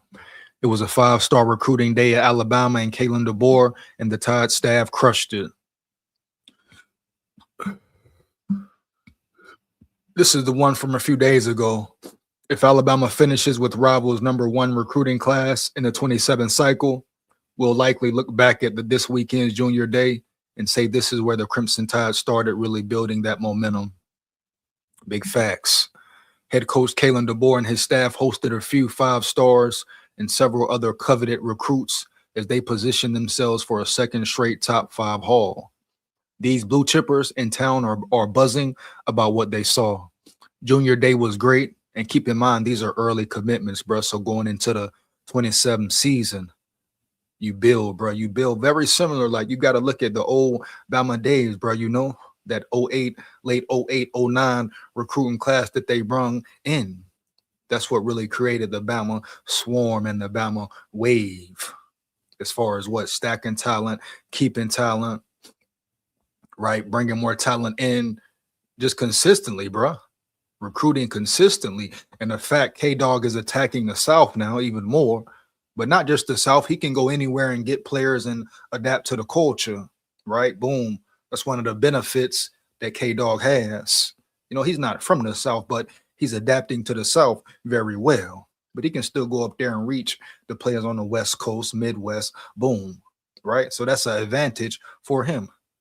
But the fact he's in Bama, Mississippi, you know, Louisiana, Georgia, all these Southern schools with this Southern talent, that says a lot, bro. Says a lot. And he's getting all these commits early. He's doing a great job. These blue chippers are in town are buzzing about what they saw. Junior day was great. 4-star quarterback commit Trent Seaborn said the environment in Tuscaloosa really reflects the standard and expectations at Alabama. I enjoyed spending time with other recruits and being around the staff. They always make me and my family feel so welcomed. And that's Trent Seaborn. I believe he's a quarterback, right? Boom. So you bring in more talent, more depth at that position. What excites me about playing for Coach DeBoer in Alabama is the culture and the challenge. Alabama is a place where you're pushed every day to earn your role, and that's exactly what I'm looking for. Rivals has the latest coming out of the event, and that's what it's about, bro, wanting to compete, having that dog, that Levy dog mentality. Rivals Industries, #1 recruit returns to campus. Fort Worth, Texas, North Crowley 5-star cornerback position, very important. John Meredith made the trip with his mother. Another big potential signing if he commits, so Bama doing it, bro. Bama really doing it. I love the steps in progress, right, they are making. On Saturday night, he was in the process of capping his visit with DeBoer. Prior to the one-on-one with DeBoer, Meredith's visit included similar conversations, potential position coach Maurice Linguist and defensive coordinator Kane Walmack. Meredith also got a chance to see how Alabama handles its strength and conditioning and nutrition programs. He went in the training rooms and chatted sports medicine and did some academic stuff. And the strength and conditioning program is very important, man. You go back and look at the program when Saban started, when he began, and when he finished. It was top notch, bro. Boom, elite, right? Best of the best. And them players was in there for a reason, really getting strong, really getting physical, building a certain mentality. And you saw how it translated to the field where it gets real. Let's get it, bro. Heavy. Meredith recently said Alabama is in his top 2 with Texas A&M, and the pulse remains the same. Texas, Ohio State, Texas Tech, and SMU are some of the others in play. Rivals has told Meredith and his mother are really enjoying this return visit. And that's great news for Bama as well, homie. Like I say, it's important to feel good in their heart for certain players. Certain players won't be able to be bought. I don't care if they 5-star, 4-star, 3-star, 2-1, boom, it don't matter, bro, for real. If that dream has been to play for Bama, right, their spirit leads them to Bama, right, they will be at Bama. Yeah, bro, for real. But Meredith, another 5-star cornerback, talent in the room. On top of the talent, the freshmen they got coming in this year, bro, the talent on top of that. When I say Saban stacked them right, he really stacked them. Now, it's a lot tougher to stack them now, the whole NIL situation, but you can still retain players, bro. It's about building a real relationship, a pure bond with those guys, making them believe in you and your every word. 5-star wide receiver, Monsoon Sales, happy to be back at Bama. I talked about him in the previous live, made previous videos on him. Make sure you go check it out. But he's another player, bro. 5-star, top recruit guy. Sky's the limit. You hear me? Heavy. Now it all goes back to development of these players, no matter what star they are. So don't get carried away and locked in. Don't be perceived by the stars, so to say. But the level of talent is on a different level. Heavy, man. Yeah. Indianapolis, Indiana, Lawrence North blue chipper Monsoon Sales had the Crimson Tide among his front runners as well. That's going to be a real battle with Indiana right there. The visit was amazing. Sales said he's an Alabama native. Definitely felt different being back home as a top recruit. This is everything I dreamed of when I was playing Little League ball back in Inslee. Shout out Inslee, bro. Shout out Birmingham, Alabama. Roll Tide. The biggest takeaways was how they're focusing on developing the wide receivers and making sure it's a priority to get the playmakers the ball. I love the coaching staff and overall a great visit. Sales stated everything stands out about Alabama. I spoke with the players that are on the team as well as all of the quarterbacks and the early enrollees as well. Sales is also excited about Indiana and Ohio State, among others. He will be at Auburn on Sunday. The Rivals prediction machine favors Alabama for sale. So boom, there you have it. Another top guy at his position, leaning towards, I repeat, leaning towards going to Bama. You know, we all know about the quarterback, Elijah Haven, real big dog on the field, #1 quarterback in the country, in the nation. Out of Baton Rouge, Louisiana, homie. If they can land him, just more competition in that QB room, huh? Yeah, no cap. But pure talent right here, man. Pure talent right here. Hands down, man down. It was a great visit, Haven's father, Kwame, said. We got to spend a lot of time with Coach Brian Ellis and get to know him better. They did a great job of answering all of our questions and showing us everything we wanted to see, from the business and school to the athletic housing. They are very intentional about the way they recruit, which we appreciate. And most of all, the culture is environment conducive to development on and off the field. And some people, some parents, players just want to, feel sure and feel confident and believe their son will be developed the right way and handled correctly on and off the field, right? Right. So don't get caught up in the whole NIL deals and NIL money. Who has this, who has that? No, bro. Focus on the real substance, right? The soul of a program. And like I say, Bama is right in the mix. Top 5 here, #1 class here. What you talking about? What you telling me here, man? Fuck going on around here, huh? They talking about, oh, they're tied out. Bama ain't the standard. What? How? Huh? Even in the so-called down year or years, Bama still is the standard at a high level. How Bama not going to be the standard, bro, when Bama set the standard for every college football team now for the Indianas, bro, right? Oh, y'all forget all these coaches, top coaches, coaching at these top schools, competing for a natty every year, came from up under Saban, right? Yeah. Came from up under the Saban tree. So how can you say the standard is over? Are you kidding me, homie? Yeah. How the hell the standard could ever go somewhere when Nick Saban, right, is on ESPN every week? And he is Bama, bro. He set the Bama standard. So stop the cat, bro. Pure poppycock. Heavy, man. Yeah. Got Leesburg, Georgia, Lee County receiver, Jaden Upshaw. You hear me, huh? Yeah. Jaden Upshaw in the building. So just a plevy, man, or just a boatload. I should say that, but man, roster coming in, talent coming in all over the field. Year in, year out, all over the field, man. You see Cedarian Morgan here, a freshman. This dude's a freshman coming in this year. High expectations for this man right here. Keep your eye on, man. Remember the name, Cedarian Morgan, homie. Yeah. Everybody trying to compare him to Julio Jones. Now, different era, different level. He still got to prove it on the field. But size, he's a monster, bro. Speed, athleticism, power, all of the above.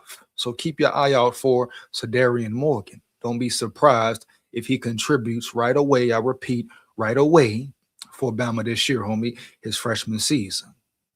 So a lot of talent coming in. And this is where DeBoer, K-Dog must start.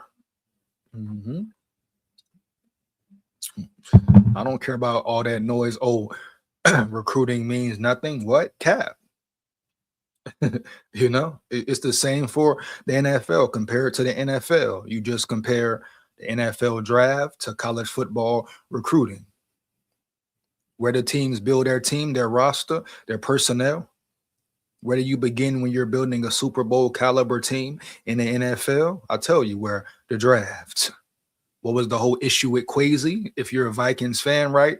The draft. Heavy. You know? You have to hit in the draft at some point. Look at the teams in the Super Bowl right now. Seattle, Patriots, bro. Boom. They had great drafts for back-to-back years. College football, where do you build your roster? Boom, recruiting. Ain't nothing changed, right? But the money involved in the game. but you still build the team off of recruiting. You know, this year for Indiana was an anomaly, but don't forget, a lot of players follow Signetti, right? A lot of older players, bro, experienced, a very rare roster that Signetti had. We'll see how Indiana performs next year, even with that weak ass schedule as well. You hear me? No cap.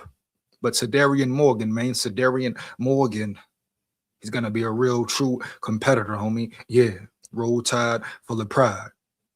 This is just one of many. You got Xavier Crowell, a real running back, bro. I'm gonna get into what Ryan Grubb said the other day about certain freshmen looking to play, having a chance to play right away. But Xavier Crowell, a big dog, a Levy dog, homie, bringing it heavy. Look for him to make some noise at the running back position. We already know about the running back position, right? Right. The competition in that room. They signed the running back from Tennessee, Khalifa Keith, another big body. He can help you on the goal line, right? Help you in short yardage situations. Him, Daniel Hill. It's going to be a true contest, bro. A true battle. May the best man win. See, K-Dog and his staff can't get caught up in, oh, who's been here longer? Who's the senior? Who's the junior? Blase, blase, blah. He's a freshman. I don't care, bro. You hear me? Heavy. If he's a freshman and he's the best man for the job, guess what? Put him in. No hesitation. Oh, yeah, bro. Heavy. You know? You know, Alabama is Alabama, Upshaw said. The history itself says it all. So who wouldn't want to play for a program like that? But overall, great day, and had an amazing time with coaches and, you know, a couple new faces, but they all show love. Alabaster, Alabama, Thompson safety, Junior James is quickly becoming one of the state's most coveted prospects, another in-state recruit. I absolutely love the atmosphere down in Tuscaloosa, James said. I had only been at game day invites, watching from the stadium view, but it was a great view being able to see what the team has behind the scenes. Got a chance to speak with Coach DeBoer and got to know him better as a coach as well as the defensive staff. The Crimson Tide are well positioned with Louisville, Mississippi. Shout out Mississippi, you hear me? Shout out to the SIP, homie. No cap. Our defensive lineman, Mitchell Turner. Mitchell Turner talked about him as well, a real Levy dog. Hey, I'm telling you, bro, Mitchell Turner, homie, Mitchell Turner has the potential to be that real guy. Once again, bro, I repeat, Mitchell Turner is a real dog. You're talking about a defensive lineman with over 100 tackles in one season, I believe. That's pretty much damn near unheard of. Right. You put him on film, huh? He stands out everywhere. What I loved most about watching his film is his determination, his aggression. That's the biggest thing right there for me, bro. I repeat, his motor, how he really never stops. But Mitchell Turner, a pure dog. Very, very excited about what he brings to the table, bro. Very excited about him. No cap. Talk about athleticism, power, natural power, you know, plugging holes, plugging gaps, all of the above. But keep your eye out for Mitchell Turner. You hear me? No cap. A real dog round yonder.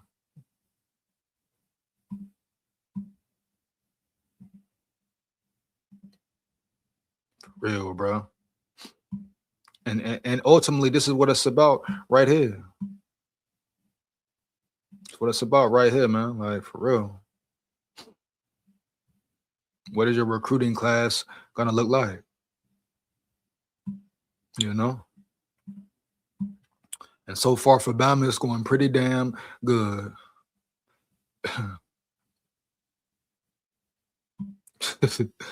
KB, Jim knows better show up. I don't give a piss about nothing but the Vols. They wild, man. They wild, man. Heavy. We got 5 Jet Tamala in 2026 class. Hell yeah. Shout out Jeff Tamala, man.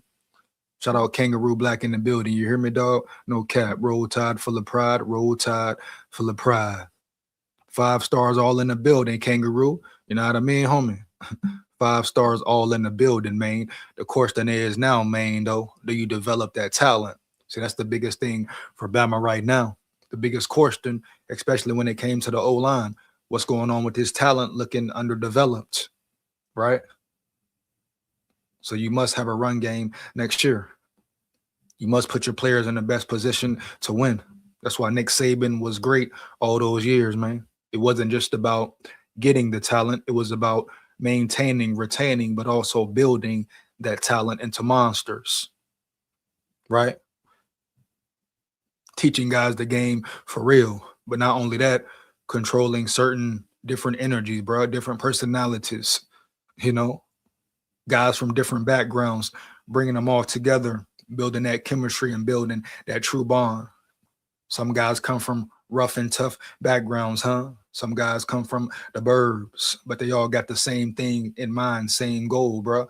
Win a national championship, get to the NFL, be prepared for the NFL as well at the highest level, huh? Yeah.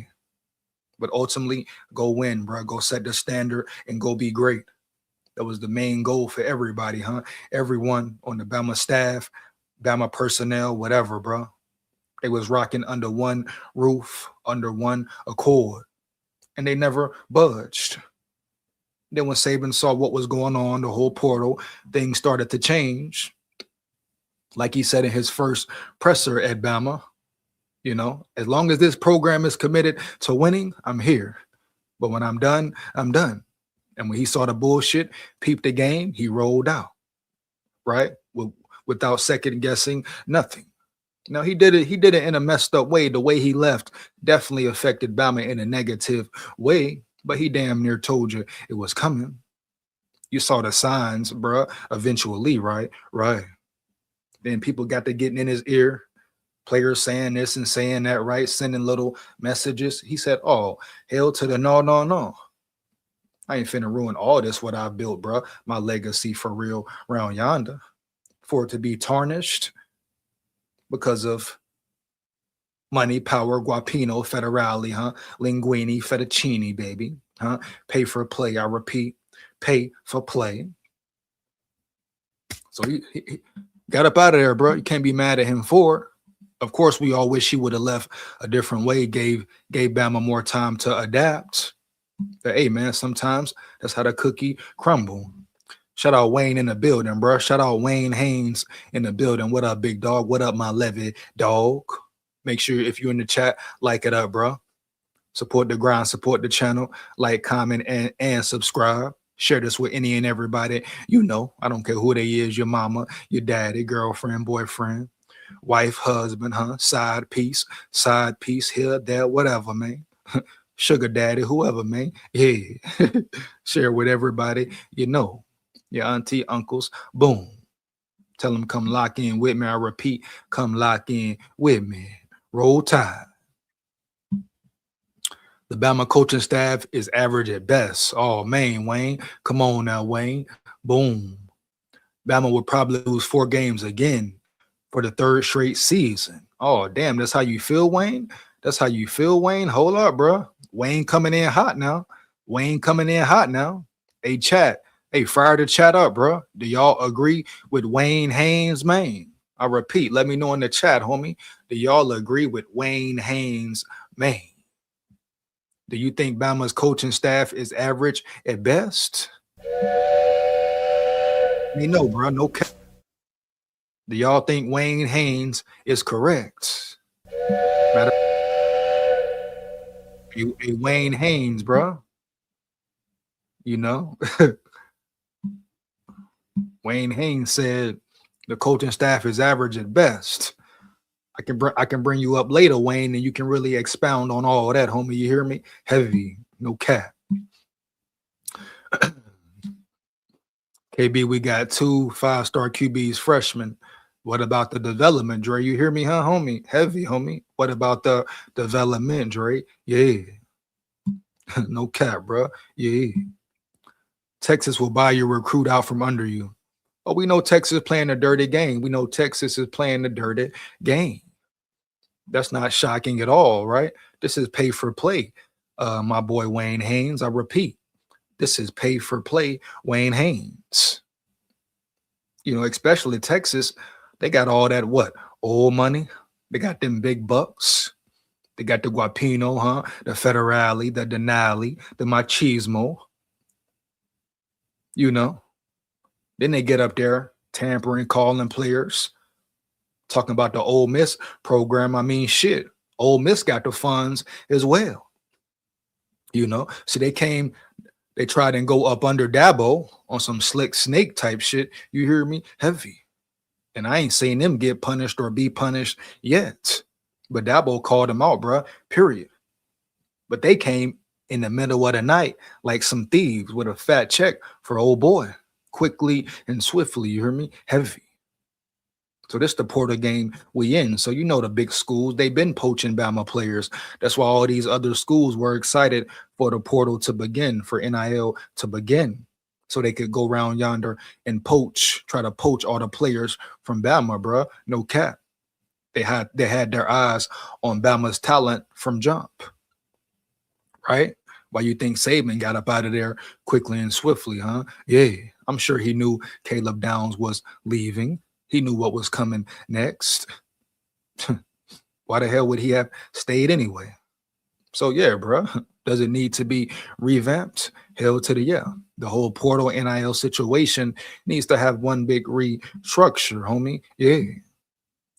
Bruh still talking about Saban. Saban is gone, so this is standard. No. Once again, that's where you're wrong, Wayne Haynes. Pay attention, Maine. It's not about still talking about Saban. It's showing you and showing DeBoer and K-Dog and Bama fans who may not know what the standard was, what the standard has always been, and how Saban came in and transformed a program, dog. How he adjusted to the obstacles, knocked down the obstacles that he had, how he adapted to the times, right? Right. So get your mind right, Wayne Haynes. It's not about, being stuck on Saban. No, it's a new era, the DeBoer era, Kalen DeBoer era. But at the end of the day, Saban showed you the blueprint. So DeBoer can learn some things and take some things from Saban and put his own imprint on it and do it a different way, do it his way. So get your mind right, Wayne Haynes. I repeat, dog. Get your mind right, your motherfucking mind right, Wayne Haynes, man. Pay attention, understand, retain the information I'm kicking to you. You hear me, dog? Yeah, no cap. Period, homie. Per. So damn per. Yeah. Texas will buy Crowell out from under you. Cap right there, homie. Heavy. I'm lighting cigars, KB. Not this year, Dre. No, man. No, homie. What you think about Auburn? Auburn is who Auburn is. Auburn probably will underperform this year. SKOL, KB started war with, and I'm not backing down. Come on, Dre. Heavy, homie. Yeah, man. Shout out Kangaroo Black in the building, man. Big dog, man. Hey, he came at your head top, Dre. He came at your head top, Dre. No cap, man. Yeah. Get back into the article, bro. You know? But Mitchell Turner, big time player in the making. The environment and hospitality was great, Turner said. What continues to excite me is how much they hold up the tradition of the program and what they expect, and that is to win. Definitely one of the top schools. Douglasville, Georgia, South Paulding linebacker Joakim Gouda is a top target in the SEC. All these visits lining up and stacking up. You hear me, dog? No cap. Environment was good, especially all the accolades, Gouda said, before adding what stands out to him. Just the opportunity to have my name among the greats and to compete with some of the best. Memphis, Tennessee. Shout out Memphis, bro. Whitehaven edge rusher Antoine Jackson has a keen eye on her future at Alabama. And the list goes on, bro. Some names we know, some names we may not know. AJ Pauly, bro. Another big time player, future potential impact. Even 2008, you know, they giving players offers already. Yeah, bro. So Bama's attacking for real. We talk about attack the portal. Don't just attack the portal, attack recruiting for real. Hell yeah. Hell yeah, man.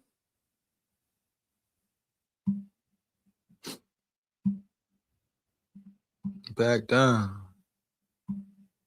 Let's see when you're looking at. Give me 1 second.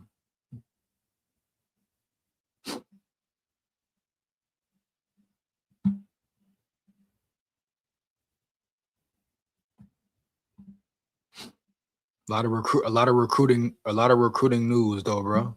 Heavy. I'm gonna get into a few more articles. Then I want to break down the Austin Mack situation. Austin Mack versus Keelan Russell situation, yeah. But the Levy Dogs is coming, bro. You hear me? No cap. This just some news recently in, you know. But a lot of guys coming in, bro. A lot of guys coming in to be very excited for. But them Levy Dogs is definitely coming. You hear me? Heavy, no cap. Point blank, period, bottom line.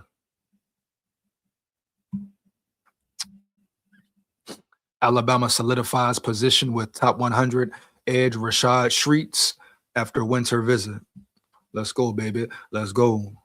Alabama head coach Kalen DeBoer and outside linebackers coach Christian Robinson met with one of the top early defensive targets last week, Rashad Shreets, a top 100 edge from Millbrook High School in Raleigh. Met with the two coaches at his school before an in-home visit later in the day. Shout out Raleigh, North Carolina as well, bro. Heavy. You know, shout out NC. Shreets has visited the Crimson Tide twice, and it appears they are in the race for the long haul. Big props. Coach DeBoer and C. Rob were scheduled to visit Shreets earlier in the week. The winter storm altered plans, but they made sure to fit him into the schedule before the contact period concluded. It went really well, Shreets told BOL after the meeting. It was cool to spend time with Coach DeBoer. It wasn't just a recruiting pitch.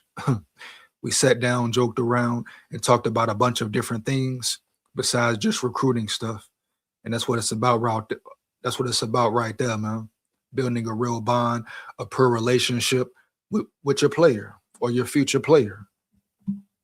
You know, yeah, you talk about money, you talk about football, this, that, boom. But at the end of the day, homie, do you really connect on a higher level? Is the frequency really there, homie? Yeah.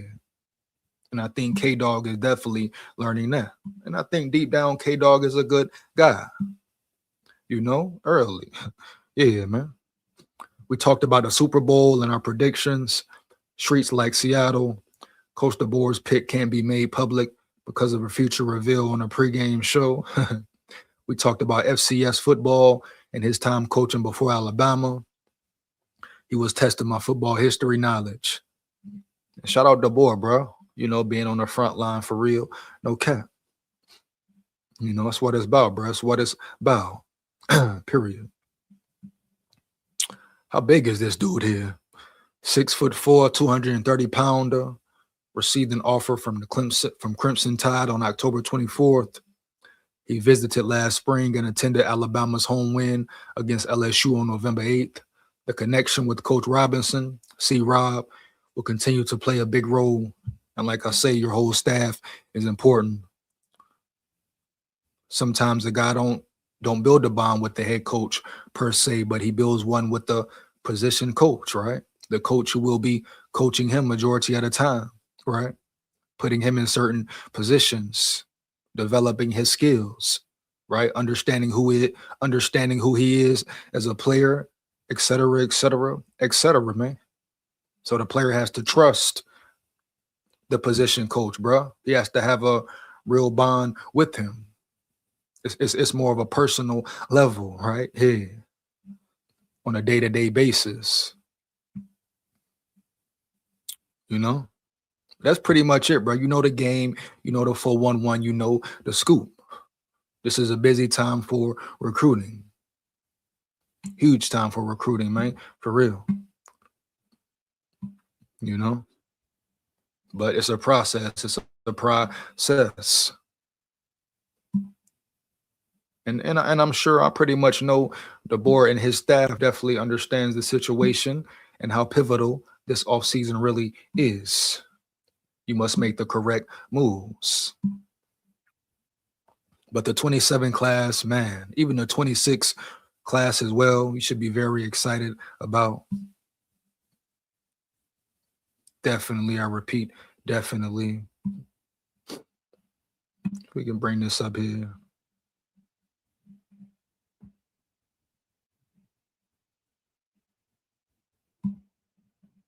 What's going on with this, man? Give me 1 second, bro. I wanted to get into one little more recruiting scoop. Then we're going to get into Ryan Grubb and what he said about these young freshman players playing right away. Come on, man. Get right, man. No better now. Let's get it.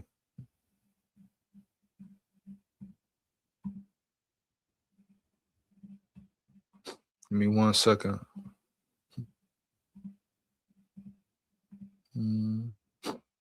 One there. Here we go. Yes, I believe another big prospect. I don't know if he signed yet or committed early. Signed or committed early, but he was in the building as well. Cornerback, Alabama in the league for 6'3" cornerback in 2027 class after junior day visit. And Bama seems like they're really starting to go for these big body cornerbacks, right? But they should fit very well in Kane Walmack's scheme and Bama's defensive scheme in general. But we've seen the John Lees, the guy they brung in through the portal, Cameron O'Neal, I believe, from Mercer. He's 6'4", 200 plus pounds. I believe Brown is 6'1". So Bama definitely leaning towards these tall, big body corners who can press and get up in your chest. You know, so observing all this, just expect for Bama's defense to be very aggressive in the incoming years. Well, I stand on that 10 toes down, bro. You hear me? No cap. Expect for Bama to have a very aggressive defense for the incoming years. Heavy. Peep the personnel, bro, right? Peep the scheme, you know? Alabama hosted junior day this weekend, bringing in many of the top prospects that just completed their junior seasons of high school football. One of those prospects in Tuscaloosa over the weekend was cornerback Darius White. I repeat, Darius White. Pay attention to Darius White. No cap, you hear me? Heavy.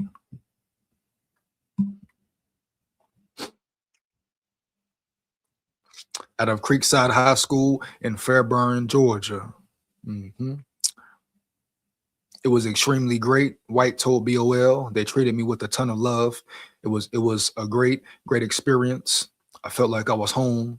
The whole environment stood out. The city at Alabama, I feel like there's no distractions. Great focus. I feel like I can go down there and focus on my game, better my game. White was offered by Alabama cornerbacks coach Maurice Linguist back on January 23rd, a little over a week ago. Linguist visited White in Georgia to give him the offer and had been in constant contact with him since. I've really been close with Coach Mo, the one that offered me. White said, I've been close with him ever since he offered me a few weeks ago. We've been talking on the phone ever since. He said he likes everything about my game, but I know I've still got a lot to learn. But he said I'm ready for that level. Like I say, bro, coach-player relationships, you know, building a personal bond. Does a player really believe in you and believe in your word? White stands 6'3", yet another tall cornerback that has become a staple in Alabama's recruiting as of late. The Crimson Tide roster, multiple corners at 6'3", plus including former 5 stars Dejon Lee and Jordan Edmonds, as well as Mercer transfer Carmelo O'Neal. Big bodies, man, big bodies. He told BOL he's currently in contact with other schools such as Georgia, Arkansas, Missouri, and Purdue. He wants to take another visit to Alabama soon, likely in the summer for an official visit. I'll have something soon, White said. I'm going to be back down there this summer. It's in the makings right now, but I'm definitely going to be there. That's what it is, bro. No cap. Alabama is attacking very well. White said he'll be making his college decision this summer, and right now Alabama is his leader. Roll Tide. Alabama is definitely at the top of my list, White said. After the junior day, Alabama is at the top right now. They've been nothing but real to me. They've been talking to me ever since day one, since the day they offered me. Once again, Roll Tide, full of pride. You hear me? Heavy. You know what I mean? No cap, bro. For real. But a lot to be excited about, bro, as far as Bama, you know? Stack the classes up. You stack the classes up. You continue to develop your classes at a high level. Period, bro. Give me 1 second. Pretty much done with that. Let's get to some Bama football online. Want to break down what Ryan Grubb said. Ryan Grubb, what he said about these freshmen, dog.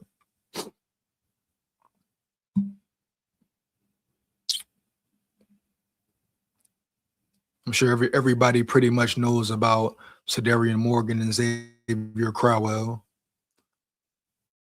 These 2 Alabama freshmen won't have to wait long to get on the field, Ryan Grubb says.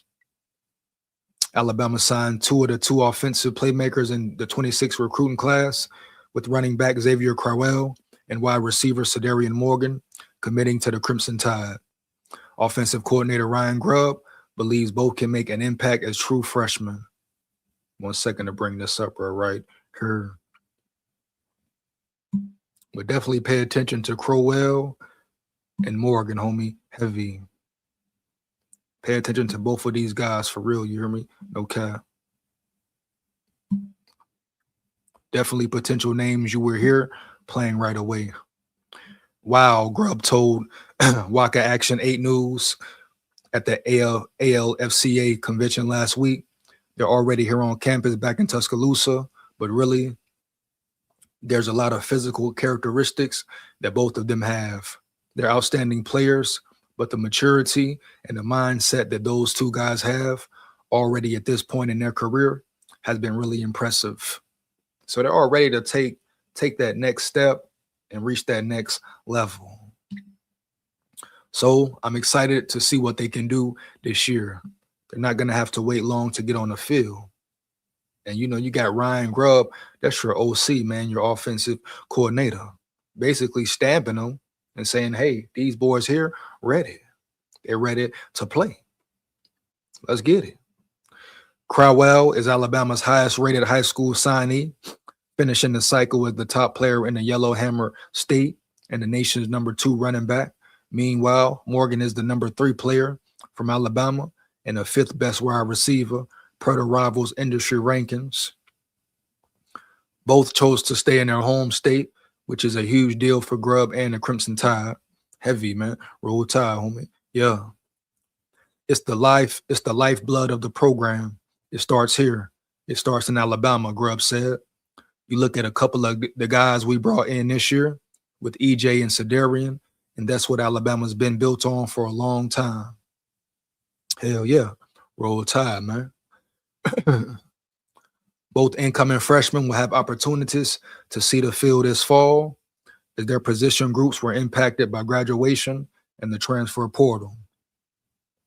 Alabama welcomes back 3 tailbacks and 5 wideouts from the 25 team, which will lead to some new faces contributing to the Tide offense in 26.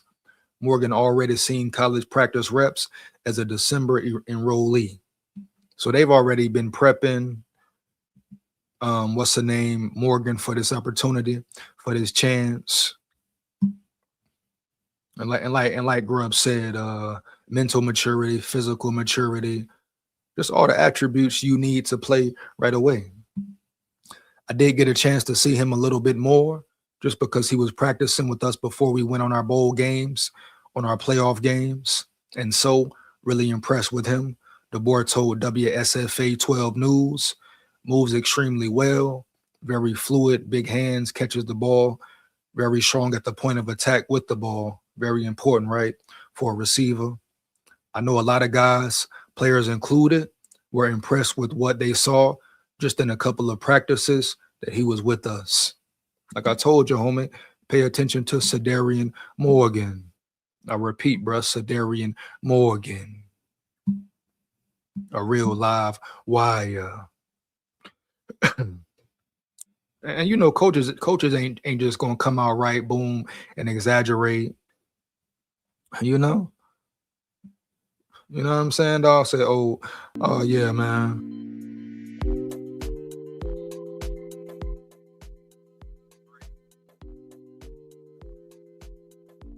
Good, but you know, he's this, he's that, or this player's really at a high level. I'm liking what I'm seeing, right? Ryan Grubb ain't just gonna lie. You know what I mean? Why would he lie? Not a man. Like real facts though. Like why would he simply lie? You hear me, dog? Like why would he lie is the thing, man. You know? Would make no sense at all, bro. Period. You know? The proof is in the pudding, period. With Cedarian Morgan stats that we have here, man. This him here? That's Xavier Crowell. I mean, just peep the stats, bro. You hear me? Just peep the stats, simply put. You know, this is Xavier Crowell.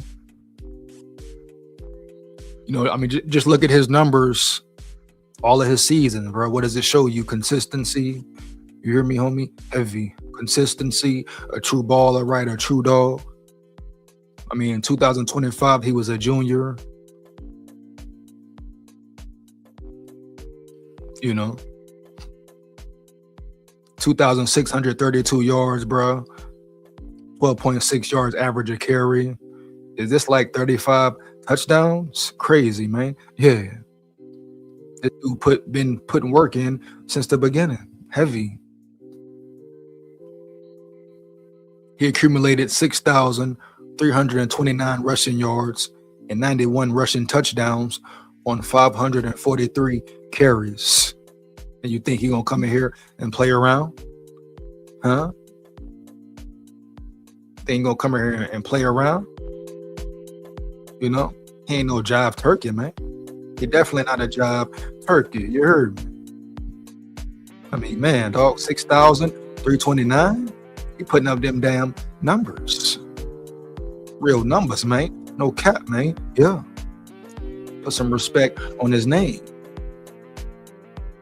Oh, yeah, but the run game, the major issue. You hear me? Heavy.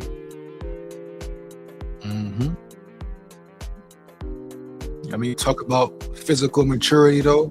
You know, being mentally, physically, spiritually, and prepared. I mean, look at the dog's physicality, man, huh? Heavy. You know, he built like a grown man out there around yonder. And an extra year in the system, extra year with the new nutrition plan and program. I hope the strength and conditioning program is up to par. But at the end of the day, bro, no cap. He's day one ready right now. I repeat, he's day one ready right now. And I'm sure he's even bigger and has put more weight on since this picture here. So pay attention to Xavier Crowell to make some major noise as a freshman. You know, heavy. And Ryan Grubb already stamped the dudes, period. Back into the article, man. And that's just one article right there.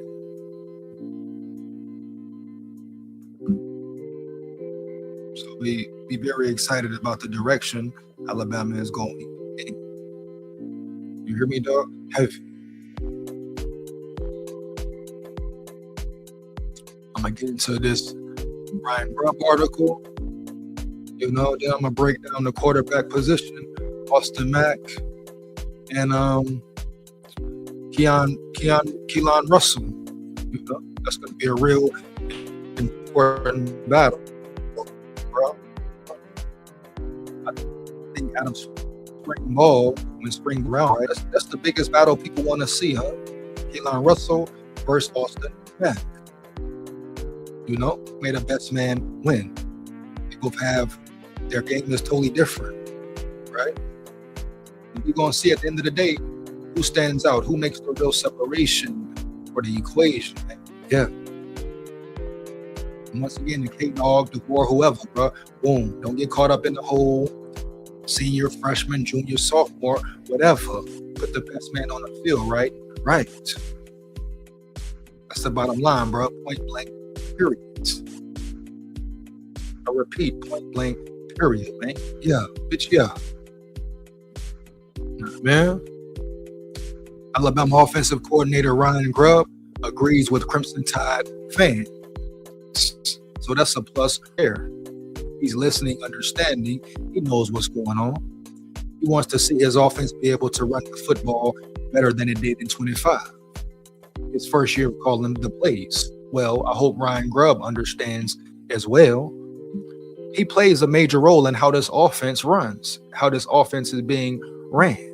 You know, it's you, Grubb. You see Grubb in the back here, Ryan Grubb. You got the headphones on, Holmes. Make sure you're really zoned in and locked in. But Ryan Grubb understands, you know. He's no dummy. He understands the importance of a run game, man. Right? Right. Come on now. Stop the cap. But his play calling will have to elevate at a higher level. I repeat, baby. Boom. Come on now. Cap. He say, I know everybody is dying to see us be a little bit better in the run game. No, Grubb, that's where you're wrong. You need to be a lot better in the run game. A little, my boy. Hell to the no, poppycock. We need you to be a lot better in the run game, Grubb. You talking about a little. Shitting me, homie. Heavy. Gotta be kidding me. What, man? We need massive improvements in that run game, man. You talking about around yonder, Ryan Grubb, huh? The fuck going on around here? Obviously, I would be one of those people. Grubb told Waka Action 8 News at the ALFCA convention last week. What the hell going on around that convention around that? Know what I mean? And I think for us, the physical mindset that we got to have week in and week out in the SEC to be successful running the football will be paramount to how we can play next year on offense. Yeah, that mentality, bro, that aggressive, aggression-filled mentality. Alabama struggled to run the ball this past season. The Crimson Tide ranked 125th out of 136 FBS teams in rushing. Offense with an average of 104.13 yards per game on the ground. Over his final 3 games, UA produced 48 combined rushing yards on 58 attempts, 0.83 yards per carry, piss poor. Are you kidding me, baby? Huh? Alabama only had 1 running back finish with more than 300 yards for the season, Jam Miller, 504. And 1 player rushed for more than 100 yards in a game. Miller versus Vandy, 136. Once again, man, his poor stats. Wow. We all know Miller is gone. He's not returning. Yeah. We know Adrian Clem is in the building.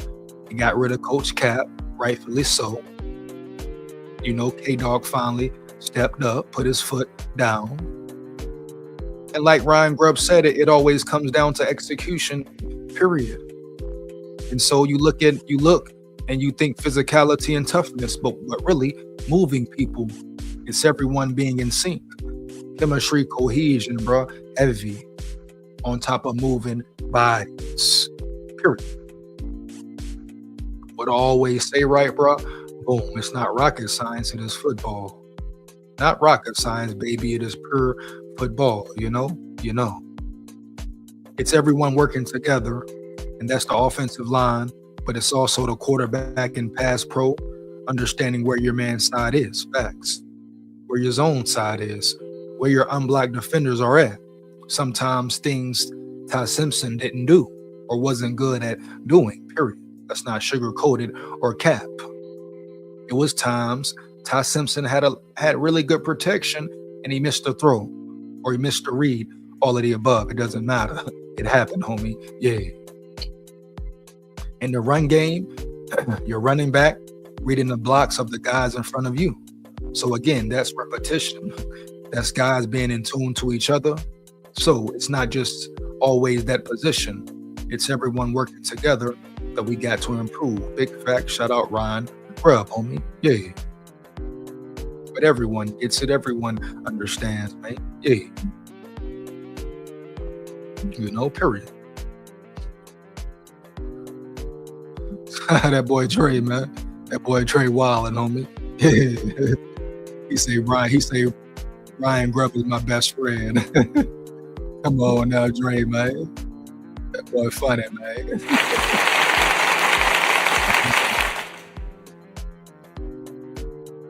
Yeah, bro. Yeah, homie.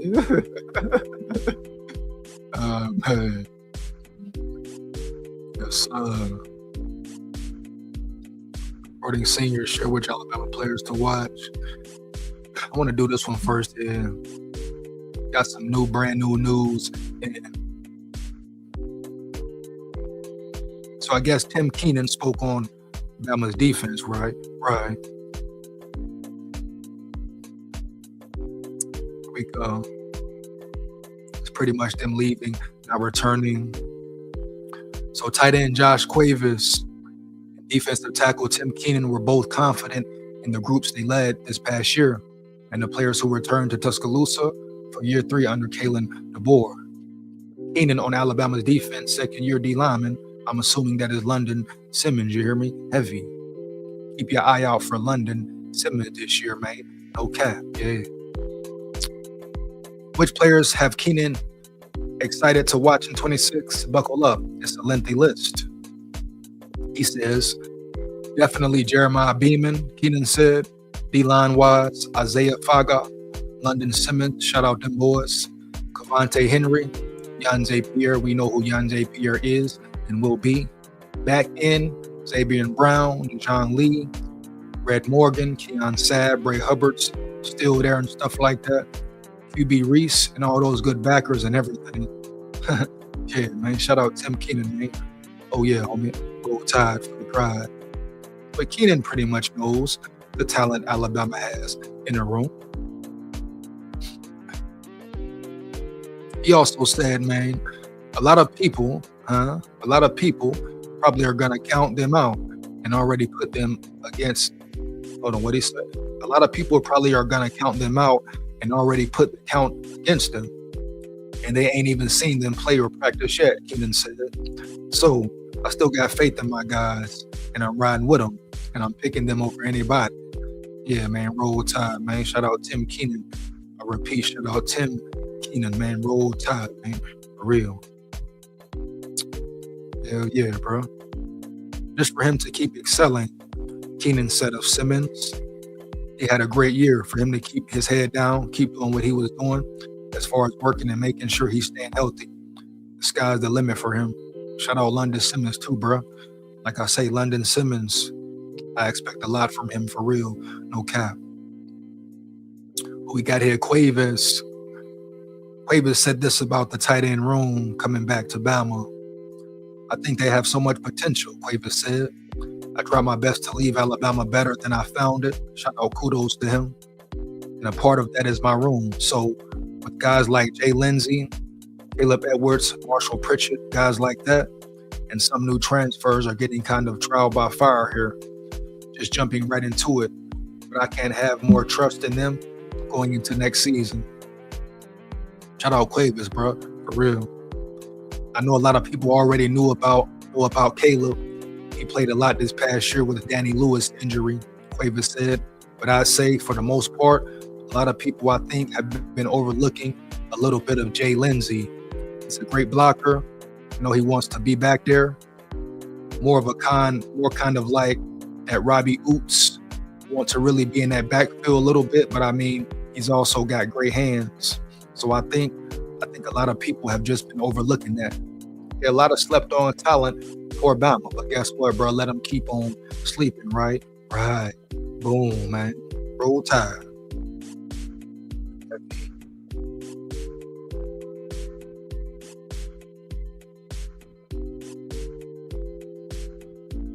Roll Tide heavy.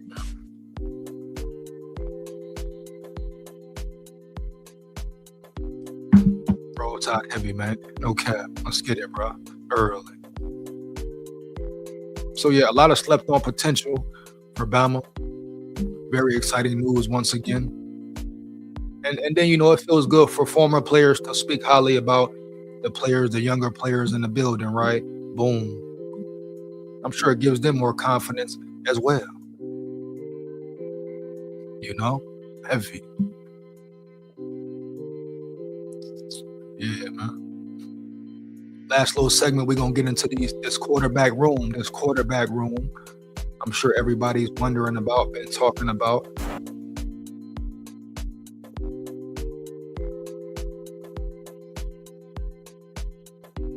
The quarterback room, a very exciting room thus far. Give me 1 second, man.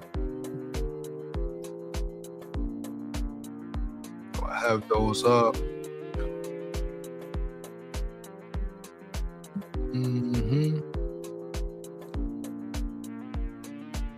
Yeah. 1 second, man.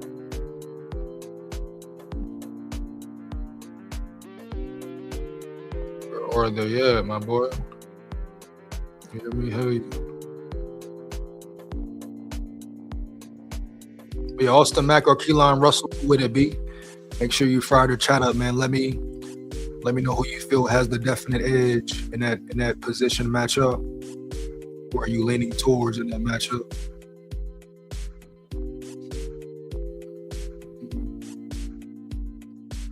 Yeah. Who are you leaning towards in that matchup, baby? Yeah, okay. I'm there right now. Keelan Russell, Austin Mack is definitely going down. Once again, who do you think will win that battle, baby? You hear me? Heavy, fire them comments up. No cap. Who do you think will win the battle?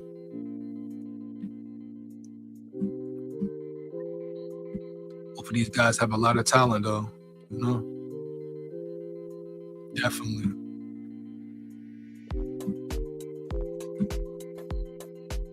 Mm-hmm. They say, you know, they say Austin Mack has a stronger arm, which he probably does. But is Keelan the more accurate one? You know? Is Keelan Russell the more accurate thrower? A lot of questions to be asked and figured out. Boom.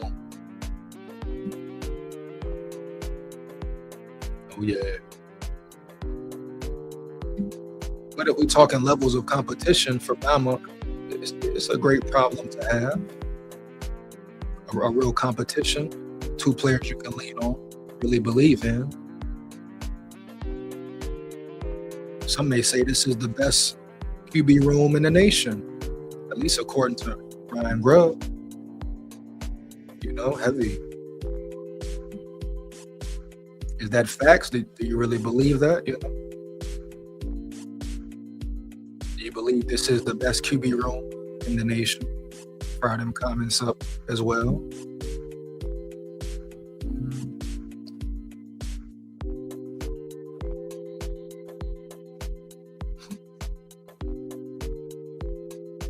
One second, man.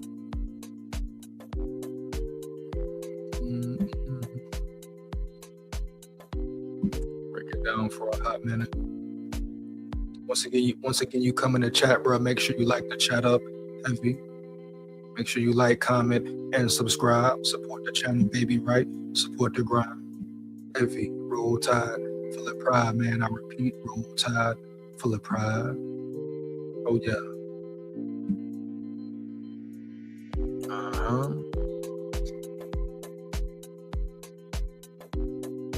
Some of these loads right here, man.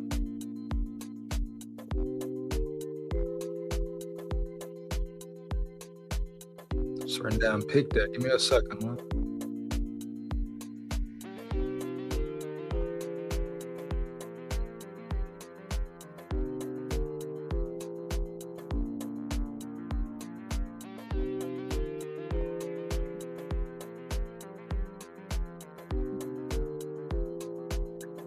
We'll just wait on that then. So let's break this article down though, man, real quick.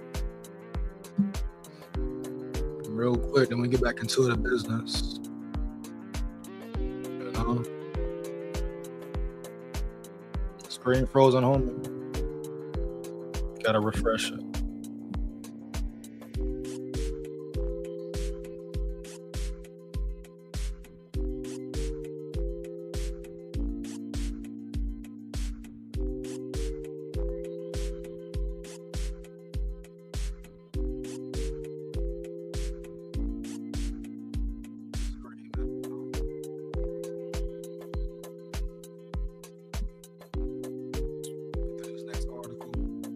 Out of here with the last segment.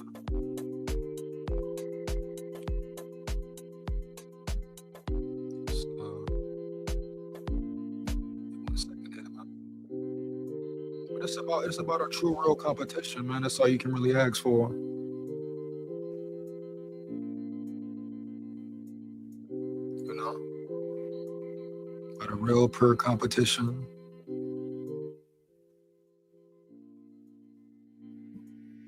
So you can really ask for it, dog. You know? There we go. 1 second. Ryan Grubb, according to Grubb, he believes that it's the best 2 QBs in the world.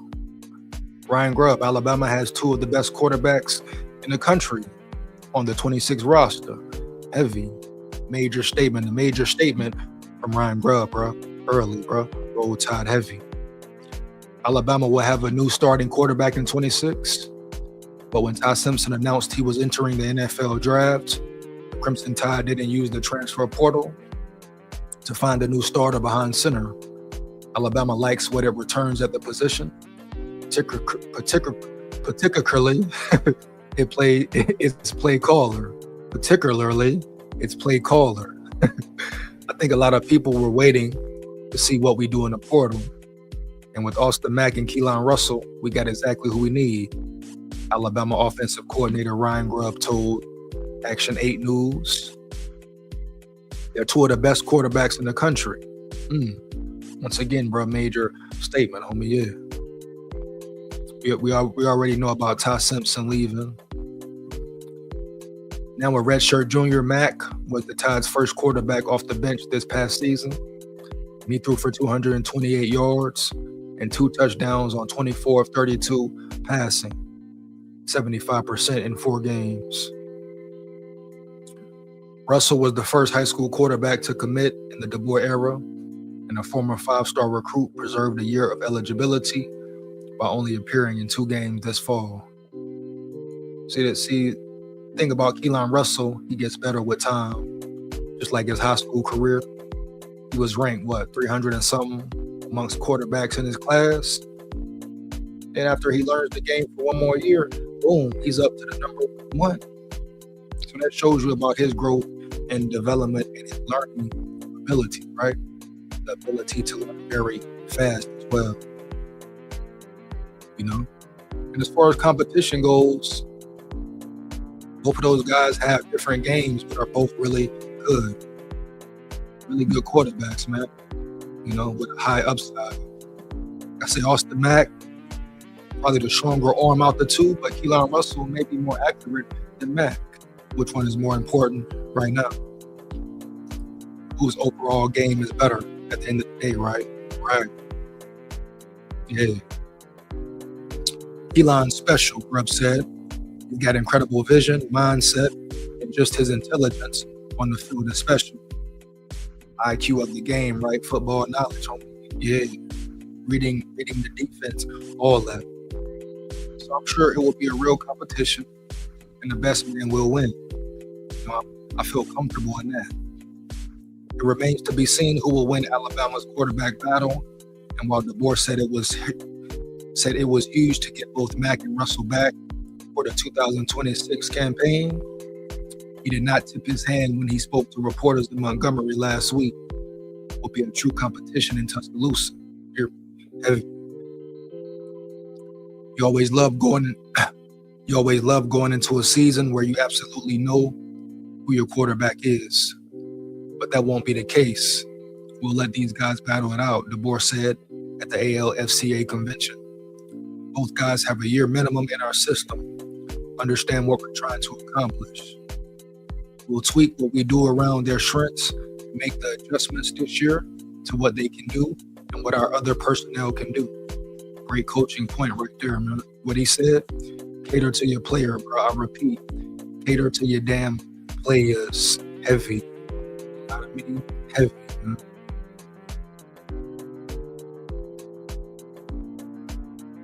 Shout out to DeBoer, bro. Heavy, man. No cap. Oh, yeah. But that's a very important thing that DeBoer is saying right now, baby. Yeah. I'm glad he's thinking that way. You know, I'm a Vikings fan as well, right? Right. And we've seen how our head coach thinks majority of the time, right? I'm sure if you watch NFL football, you understand who I'm talking about. But the fact Grubb and DeBoer understands, K-Dog understands, right? What it takes to truly, develop a quarterback heavy and have him play at the highest level. Oh yeah. You must put the real work and time in, but you must cater to him at the end of the day. Whatever your ego may say or what you're used to, no. It's about developing your player, homie. Maximum potential reached, mission accomplished, right? Right. Yeah, man. Roll Tide, full of pride. That boy Dre Wild, man.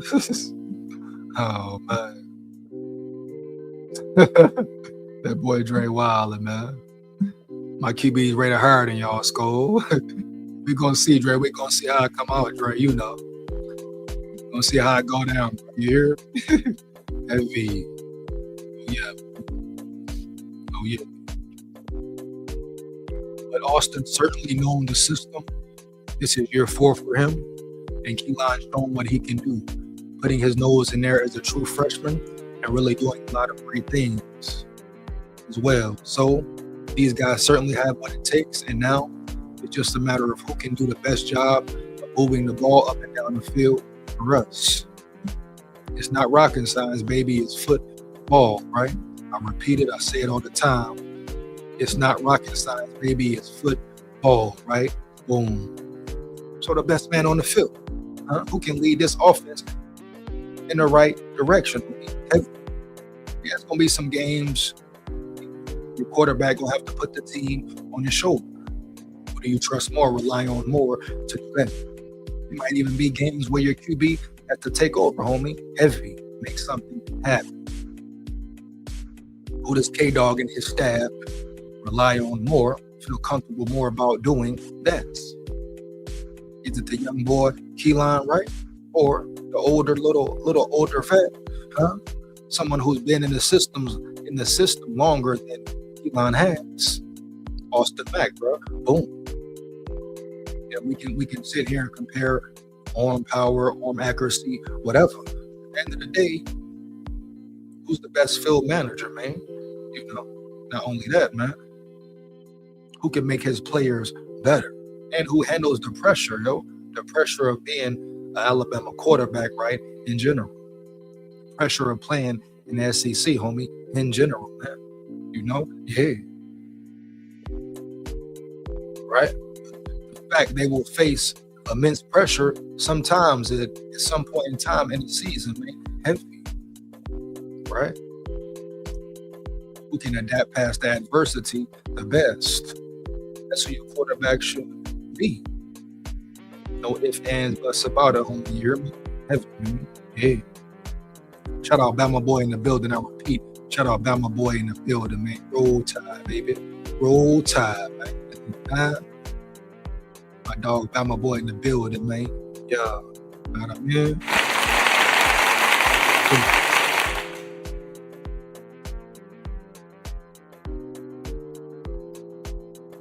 But I'm very excited. I repeat, very excited for spring ball. Who will take over? Who will separate themselves from the pack? Attention, watch out for incoming freshmen, man.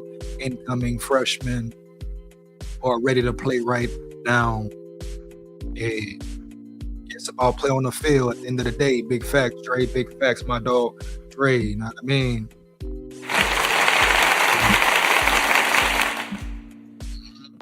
I'm finna get up out of here, though, man. Any questions, comments, and opinions? Let me know right now, baby. I'm finna roll out. I'm finna slide out. Yeah, man.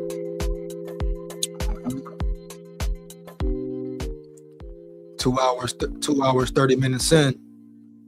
Make sure you like, comment, and subscribe, baby. Support the grind, support the channel. Heavy. You already know what it is. I'll at y'all next time, man. Hold it down early, bro.